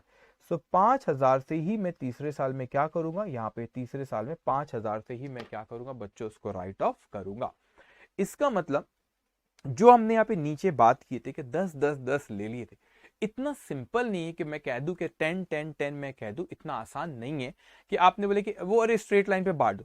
हर साल आपकी सिचुएशन यहाँ पे क्या हो रही है, बदल रही है, हर साल आपकी सिचुएशन बदल रही है। तो आपको हर साल ये जो अमाउंट कैलकुलेट करना पड़ेगा कि सेकेंड ईयर के हिसाब से क्या पूछ रहे हैं, थर्ड ईयर में सिचुएशन बदली तो उसके हिसाब से क्या कैलकुलेशन बदलेंगे। और जनरली स्टूडेंट यहाँ पे गलती कर बैठते, यहाँ पे क्या करते, गलती कर बैठते ये अमाउंट कैलकुलेट करने में कि उस साल हमको कंपनसेशन एक्सपेंस कितने से डेबिट करना, जो कि हम पीएनएल अकाउंट में ट्रांसफर करते, उस कैलकुलेशन में गलती करते। अब मैं ये सोचता हूँ कि अगर उसमें गलती करते तो मैंने इसमें आपको एक टेबल सिखाऊंगा बच्चों, मैं आपको एक टेबल सिखाऊंगा, वो टेबल हर क्वेश्चन में हम लोग बनाएंगे, और वो टेबल हमको ये बताएगा कि हर साल कंपनसेशन एक्सपेंस जो आप डेबिट करते हो वो किस अमाउंट से डेबिट करना है, एम्प्लॉय कंपनसेशन एक्सपेंस अकाउंट किस अमाउंट से डेबिट करना है हर साल, वो टेबल हमको ये बताएगा। तो हर क्वेश्चन में हम लोग वो टेबल बनाया करेंगे, और वो टेबल हमको ये बता देगा कि हर साल किस अमाउंट से हमको उसको एम्प्लॉय कंपनसेशन एक्सपेंस को डेबिट करना है, और वो गलती आपसे कभी नहीं होगी, एम्प्लॉय कंपनसेशन एक्सपेंस बराबर आप जिस अमाउंट से हमको डेबिट करना रहेगा उस अमाउंट से आप क्या करोगे, उसको आप प्रॉपर आप डेबिट करोगे, तो उसमें आपकी गलती होगी नहीं। तो जितने से हमको डेबिट हर साल करना है उतने से आप प्रॉपर डेबिट करोगे भी, और उसमें आपकी कोई भी गलती होगी नहीं। तो टेबल बहुत इंपॉर्टेंट है, उस टेबल पे मैं आता हूँ। लेकिन बच्चों एक और चीज यहाँ पर जो इंपॉर्टेंट है, हम लोग अभी डिस्कशन जो यहाँ पे कर रहे वो इंपॉर्टेंट ये है कि यहां पर क्या जरूरी, आपने कहा सर कि ये एम्प्लॉय जो यहां पर मैंने आपसे क्या कहा कि एम्प्लॉय ये जो है आपका एम्प्लॉय स्टॉक ऑप्शन है, कंपल्शन है कि नहीं। तो क्या जरूरी है कि हर एम्प्लॉय, क्या ये जरूरी है बच्चों कि हर एम्प्लॉय उसको खरीदे? नहीं, हर एम्प्लॉय हो सकता है कि वेस्टिंग पीरियड में आपके साथ रहे, लेकिन ये भी हो सकता है कि वेस्टिंग पीरियड रहने के बावजूद भी एक्सरसाइज पीरियड में वो ना ले। तो मैं आपको एक चीज उसके बारे में कहता हूं, एक्सरसाइज पीरियड में ना ले। तो मैंने कहा कि आपने जब यहाँ पे एंट्री पास करे यहाँ पे employee compensation expense to ESOP outstanding, वो एम्प्लॉय कंपनसेशन आपका पीएनएल में चले गया 10,000 से, फिर आपने 6,000 से, और ये आपने 5,000 से एंड यहाँ पर पास करी। तो आपने वही employee compensation expense to ESOP outstanding यहाँ पे एंट्री पास हुई, फिर यहाँ पे employee compensation expense to ESOP outstanding, फिर यहाँ पे employee compensation expense to ESOP outstanding, आपने एंट्री तीनों साल पास करे। तो एम्प्लॉय कंपनसेशन तो आपका पीएनएल अकाउंट में चले गया, लेकिन जो ईसॉप आउटस्टैंडिंग वाला अमाउंट है वो आपके बैलेंस शीट में लायबिलिटी साइड में रिफ्लेक्ट हो रहा है। अब 3 साल बाद जब एक्सरसाइज करने आए, तो जब एक्सरसाइज करे तो ये एंट्री पास होंगी उनकी, यहाँ पे सिंगल अमाउंट है। अभी अपन क्वेश्चन देखेंगे, अभी आपको कंसेप्ट पे फोकस करना है। तो आपने बैंक अकाउंट डेबिट करे, इक्विटी शेयर कैपिटल क्रेडिट करे, सिक्योरिटी प्रीमियम क्रेडिट करे, और जो सब आउटस्टैंडिंग में जो बैलेंस रखा हुआ उसको आपने डेबिट करे। लेकिन मैं कहता हूँ कि मैंने सोचा था यहाँ पे 700 एम्प्लॉय है, मगर एक्सरसाइज पीरियड में पता चला कि 700 में से भी क्या हो गया, आपके 200 एम्प्लॉय, 700 में से 200 ने बोले कि हमको नहीं लेना, फिर 500 ने ली। अब इस सब आउटस्टैंडिंग में बैलेंस आ जाएगा, बैलेंस आएगा। अभी आपको क्वेश्चन जब सॉल्व करूंगा, जब बताऊंगा आपको, बैलेंस आएगा, क्योंकि आपने ईसॉप आउटस्टैंडिंग क्रेडिट आपका कितना पड़ा है, देखो यहाँ पे स्क्रीन पे ध्यान से देखना, 10,000, 6,000 प्लस 5,000, 21,000। 21,000 कैसे आया, 700 मल्टीप्लाई बाय 30 करो, 700 मल्टीप्लाई बाय 30 करो, कितना आ रहा है, 21,000। तो ईसॉप आउटस्टैंडिंग में पहले 10 ले गए, फिर 6 ले गए, और फिर कितने ले गए, 5। तो आपके 21,000 रुपए कहां पे रखे हुए, ईसॉप आउटस्टैंडिंग में बैलेंस है। लेकिन मैं कहता हूं ईसॉप आउटस्टैंडिंग 21 से डेबिट करूंगा, लेकिन वो 700 इंप्लॉइज ने यहाँ पे शेयर खरीदे ही नहीं। तो आपने शेयर खरीदे, ईसॉप आउटस्टैंडिंग आप 21,000 से नहीं कर सकते, क्यों, क्योंकि उतने शेयर गए ही नहीं। अरे तो उसमें से 500 नहीं ली। मैं एग्जांपल के तौर पे आपको बताता हूं, मैंने कहा आपसे कि ये मेरा ईसॉप आउटस्टैंडिंग अकाउंट है, ये मेरा ईसॉप आउटस्टैंडिंग अकाउंट है। अभी मेन क्वेश्चन पे आएंगे जब ये सब सारे बातें और होंगी आपकी।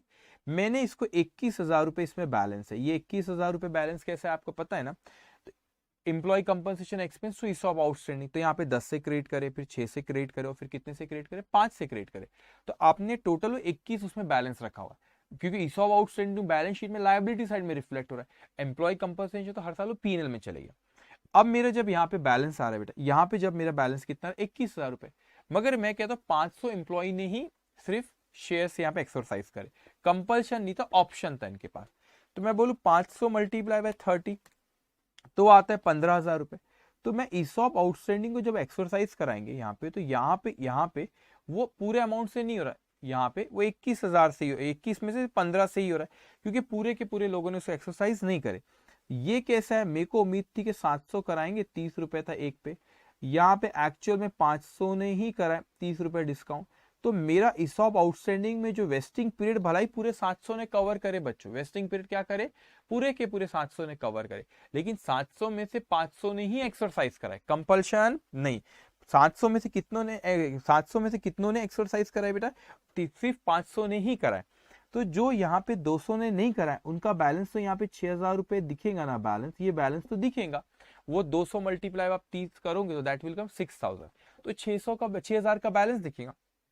अब क्या करेंगे सर, तो ये बैलेंस को आगे मैं आपको सिखाऊं, it will transfer to general reserve. Sir क्यों जनरल रिजर्व में ट्रांसफर करते हैं, भाई शेयर उन्होंने खरीदे नहीं, कंपल्शन तो था नहीं, तो डिस्काउंट का जो अमाउंट था वो अपने को एडजस्ट नहीं करना है, क्योंकि उन्हें शेयर से इशू नहीं करते, कैसे, तो उसका जो भी बैलेंस है रिजर्व एंड सरप्लस में ईसॉप आउटस्टैंडिंग दिखता है, उसको जनरल रिजर्व में ट्रांसफर करते हैं। अब हो सकता है कि कुछ बच्चे, एंट्रीज में सिखाता हूं आपको, हो सकता है कि कुछ बच्चे ये बोले कि इसका जो बैलेंस है आप जो कह रहे हो सर इसको ट्रांसफर कर दो जनरल रिजर्व में, तो मैंने एंट्री पास किया ESOP outstanding account debit to general reserve account.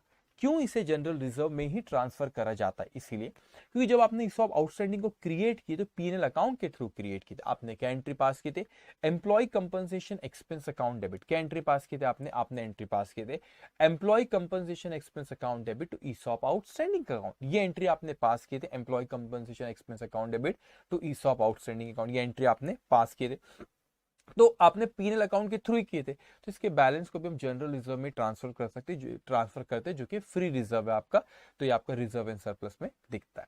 अब ये इस तरीके की प्रोसेस होती है। अब यहाँ पे ध्यान से समझेंगे, मैंने कहा कि 1000 में से पहले साल 1000 कितने थे बेटा, 1000 में से यहाँ पे क्या हो, 1000 में से कितने 800 आए।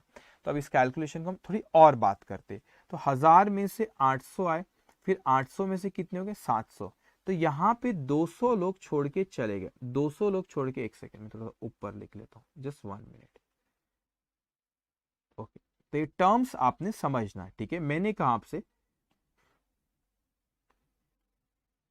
ओके, मैंने कहा आपसे कि यहाँ पे 1000 में से 800 है तो 200 लोग छोड़ के चले गए, 800 में से 700 हुआ तो कितने लोग छोड़ के चले गए 100।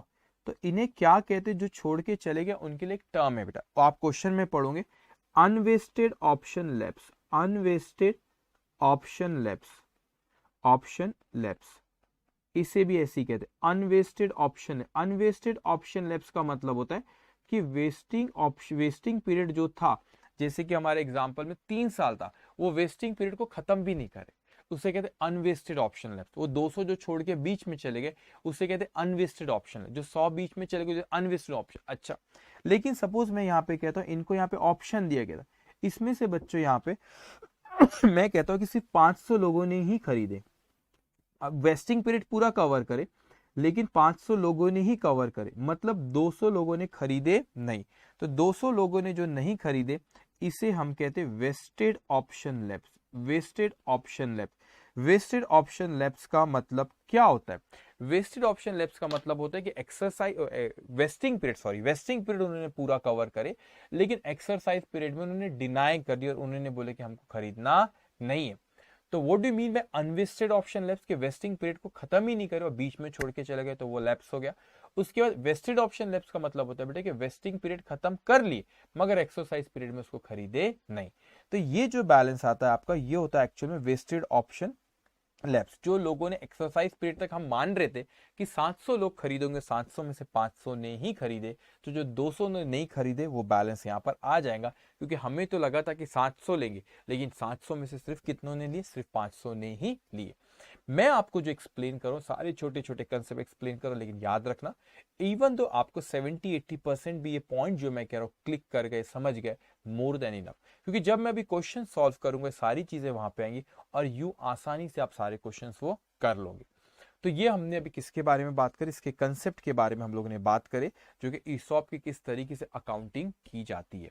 अगर आपको इसमें कोई डाउट होगा तो आप यहाँ पे क्या कर सकते? पोस्ट कर सकते, डाउट पूछ सकते, उसको पढ़ के मैं जवाब दूंगा। लेकिन आपको जो ये इंपॉर्टेंट एक चीज है आपका, कि हर साल, जैसे मैंने आपसे कहा कि हर साल जो रहता है हमारा, कि किस तरीके से बच्चों, किस तरीके से हर साल का कंपनसेशन एक्सपेंस कितना है, ये चेंज होता है। क्योंकि अनवेस्टेड ऑप्शन कुछ लैप्स होते, लोग छोड़ के जाते, तो ये कंपनसेशन एक्सपेंस, जैसे पहले आपने 10 हजार राइट ऑफ करे, फिर 6,000, फिर 5,000, आप उसको राइट ऑफ अलग अलग अमाउंट हो जा रहा है क्योंकि कुछ लोग छोड़ के जा रहे हैं। तो हमारा जो एस्टिमेट था वो एस्टिमेट चेंज हो रहा है। पहले सोचे थे कि वो 1,000 इंप्लॉय रहेंगे, फिर एस्टिमेट चेंज हुआ 800, फिर हुआ 700 पे आए। इसीलिए आपका वो एम्प्लॉय कंपनसेशन एक्सपेंस का अमाउंट जो आप हर साल राइट ऑफ करे वो क्या हो रहा है? चेंज करे। लेकिन एग्जामिनेशन में हमसे गलती ना हो तो वो क्लास में एक टेबल में बनवाता हूँ स्टूडेंट्स को। वो टेबल अपने को हर क्वेश्चन में बनाना रहेगा और वो टेबल हमको ये बताएगा कि हम को कितना हर साल अपने को राइट ऑफ करना रहेगा। सो टेबल में यहाँ पे लिख लेता हूँ। यहाँ पे टेबल, वो क्या टेबल कहता है हमसे? स्टेटमेंट फॉर्मेट, जो format of statement showing calculation of या कंपनसेशन expenses,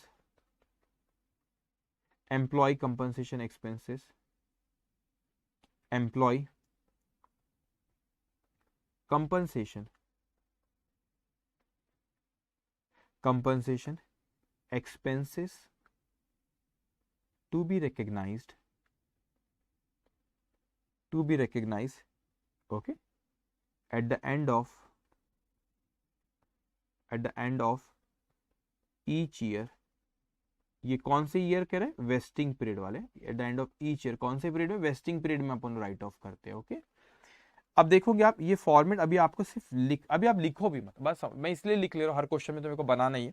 ये रिवीजन के वक्त आपके पास ये है, आप ये देखो और फट से आप बिना समय बर्बाद करे आपने देखे और आपको पता चल गया कि एग्जाम जब देने जाओगे तो आपने उस वक्त भी इस फॉर्मेट को देख लिया आपने। ये बेसिकली अकाउंटिंग में कभी प्रेफर नहीं करता कि कोई चीज को आप रटो, आपको रटना बिल्कुल नहीं, आपको कैलकुलेट ही करना रहेगा। आई मीन सॉरी, कंसेप्ट ही हमेशा समझना है। लेकिन ये फॉर्मेट में अपने को ये मदद मिल जाती है कि भाई एम्प्लॉय कंपनसेशन एक्सपेंस का अमाउंट कितना जो हर साल राइट ऑफ करना है। तो ये eight the end of first year, second year, जितने भी साल रहे उतने साल यहाँ पे ऐड करते हैं। 5 साल पूछा तो 5 साल ऐड कर लेना। सो यहाँ पे आपका क्या रहेगा? पर्टिकुलर्स। ओके, सो आपको यहाँ पे कुछ नहीं, 6 पॉइंट रहेंगे, 6 स्टेप, आपका अमाउंट आ जाएगा। पहला, number of option expected to vest. जैसे हमने अभी देखे थे ना, 1,000 था, फिर 800 हुए, फिर 700 हुए, तो हर साल वो चेंज होगा। तो इस साल आपने कितना सोचे थे? एक साल का कैलकुलेट होता है, दूसरे साल का, फिर तीसरे साल का। तो आपने कितना सोचे थे, कितने ऑप्शन होंगे? उसके बाद कंपनसेशन एक्सपेंसेस पर ऑप्शन, कंपनसेशन एक्सपेंसेस पर ऑप्शन। सर इसका मतलब क्या होता है? कंपनसेशन एक्सपेंस पर ऑप्शन, वो ऑप्शन डिस्काउंट का अमाउंट होता है ना वो जो कि हमारे एग्जांपल में 30 रुपीज जो था। थर्ड, टोटल कंपनसेशन एक्सपेंसेस, जो अपने को वेस्टिंग पीरियड में राइट ऑफ करना है। Compensation expenses, step number 3, expenses. Okay, total compensation expenses expected, हमको लगता है, क्यों एक्सपेक्टेड कह रहा हूं? क्योंकि पहले साल में तो लगता ही है, एग्जाम्पल हमने जो लेके 1,000 रहेंगे, फिर 800 इंप्लॉय होगा, तो फिर 700, आप कितना एक्सपेक्ट करो? तो आप ये अमाउंट है तो जो आपकी स्टेप नंबर 1 रहेंगी उसको आपको मल्टीप्लाई कर देना पड़ेगा स्टेप नंबर 2 से। थर्ड स्टेप रहती है आपकी अक्यूमुलेटेड, थर्ड नहीं फोर्थ। तो फोर्थ पॉइंट आप लिखेंगे accumulated compensation expenses, accumulated compensation expenses, ये आपका कौन सा पॉइंट हो, आपका fourth. What do accumulated compensation expense मैं आपको सिखाऊंगा वहां पे, जो मैंने ये बोला था ना 3 साल में 30,000 3 साल में, तो दूसरे एक पहले साल के एंड तक कितना, यहाँ पे आपको बोला था ना कि 24,000 3 साल में, तो दूसरे साल के एंड तक कितने 16,000 आया था। यहाँ पे 21,000 3 साल में, तो तीसरे साल के एंड तक कितना 21। दैट इज अक्यूमुलेटेड ना, डोंट वरी, अभी क्वेश्चन सॉल्व करके वहां पे आएगा। That is accumulated. उसमें से आपने फिर माइनस कर देना, यहाँ पे क्या माइनस करेंगे, जो भी अमाउंट आपका आता है मैं लिख देता हूं पहले, कंपनसेशन एक्सपेंसेस रिकग्नाइज्ड अर्लियर। पहले आपने कोई कंपनसेशन एक्सपेंस रिकग्नाइज करे थे क्या, तो इसमें जो आपका step number previously earlier step number 4 में जो अमाउंट आएगा बेटा, स्टेप नंबर 5 में आप जो रहेंगे उसमें से अपने को जो भी आपने प्रीवियसली रिकग्नाइज करे 4 - 5 आपको करना है। जो भी प्रीवियसली रिकग्नाइज करें बताऊंगा कैसे निकालेंगे, वो अपन यहाँ पे लिखते। उसके बाद जो आपका 6 पॉइंट आता है compensation expenses to be recognized for the year. तो इसमें आपकी step number 4 minus step number 5, तो आपने टोटल अक्यूमुलेटेड कंपनसेशन, जो हमारा एग्जांपल था ना अक्यूमुलेटेड कंपनसेशन, जैसे पहले साल था आपका अक्यूमुलेटेड कंपनसेशन आपने यहाँ पे निकालते ना, तो कि 3 साल में इतना, तो एक साल के एंड तक कितना 10,000, तो 10,000 वो वहाँ पे 10,000 प्रीवियसली रिकग्नाइज करे 0, तो इस साल भी 10,000 आपको रिकग्नाइज करना है। फिर अक्यूमुलेट हमारे एग्जाम्पल में दूसरा जो था हमारा कितना था 16,000, तो 16,000 माइनस जो आपने प्रीवियसली रिकग्नाइज करे 10,000, तो 6,000 बराबर आ जाएगा। तो ये टेबल से आपके बराबर ही अमाउंट, यहाँ पे अक्यूमुलेटेड 21,000 प्रीवियसली रिकग्नाइज 10 और 6 16 था, तो यहाँ 21 - 6 तो बराबर यहाँ 5 जो हमारा एग्जाम्पल था उसमें। तो ये टेबल आपका बड़ा हेल्पफुल रहेगा, हर क्वेश्चन में अपने को बनाना रहेगा, और हर साल एम्प्लॉय कंपनसेशन एक्सपेंस कितने से अपने को प्रॉफिट एंड लॉस अकाउंट में रिकॉग्नाइज करना है, ये टेबल बता देगा और कुछ भी गलती होगी नहीं। और जो आपका यहाँ पे जो मैंने डिस्कशन किया आपको, इसमें ग्रांट डेट जिस तारीख को ऑफर करे, वेस्टिंग पीरियड जिस तारीख में हमने बोले, जितने पीरियड में बोले कि वहां पे हमारी कंपनी में रहो, या परफॉर्मेंस पैरामीटर भी वो ऐड कर सकता है, और एक्सरसाइज पीरियड उसमें उनको वक्त दिया गया कि उतने वक्त में वो चाहे तो शेयर्स खरीद ले। तो इसकी अकाउंटिंग के बारे में हम लोग ने यहाँ पे बात की। क्या बात की कि एम्प्लॉय कंपनी जितने से भी आपका ऑप्शन डिस्काउंट है उसको over the period vesting period में राइट ऑफ करना है, उसके एंट्री पास होती है हर साल employ compensation expense to ESOP outstanding, the balance of employ compensation which transfer to P&L, so we pass entry profit and loss account debit employ compensation expense at the end of each year. और आपका employ ESOP outstanding में balance बढ़ते जाता है, और जब आप उसको एक्सरसाइज पीरियड में जब आप उसको शेयर एक्चुअल में इश्यू करते तो जो कम कीमत पे करे वो ESOP आउटस्टैंडिंग से एडजस्ट करा जाता है, और ESOP आउटस्टैंडिंग में अगर कुछ बैलेंस रह गया, क्योंकि जितने लोगों ने वेस्टिंग पीरियड कवर करे जरूरी नहीं कि वो शेयर्स खरीदे, जिन्होंने नहीं खरीदे बैलेंस बच गया, that we transfer to general reserve.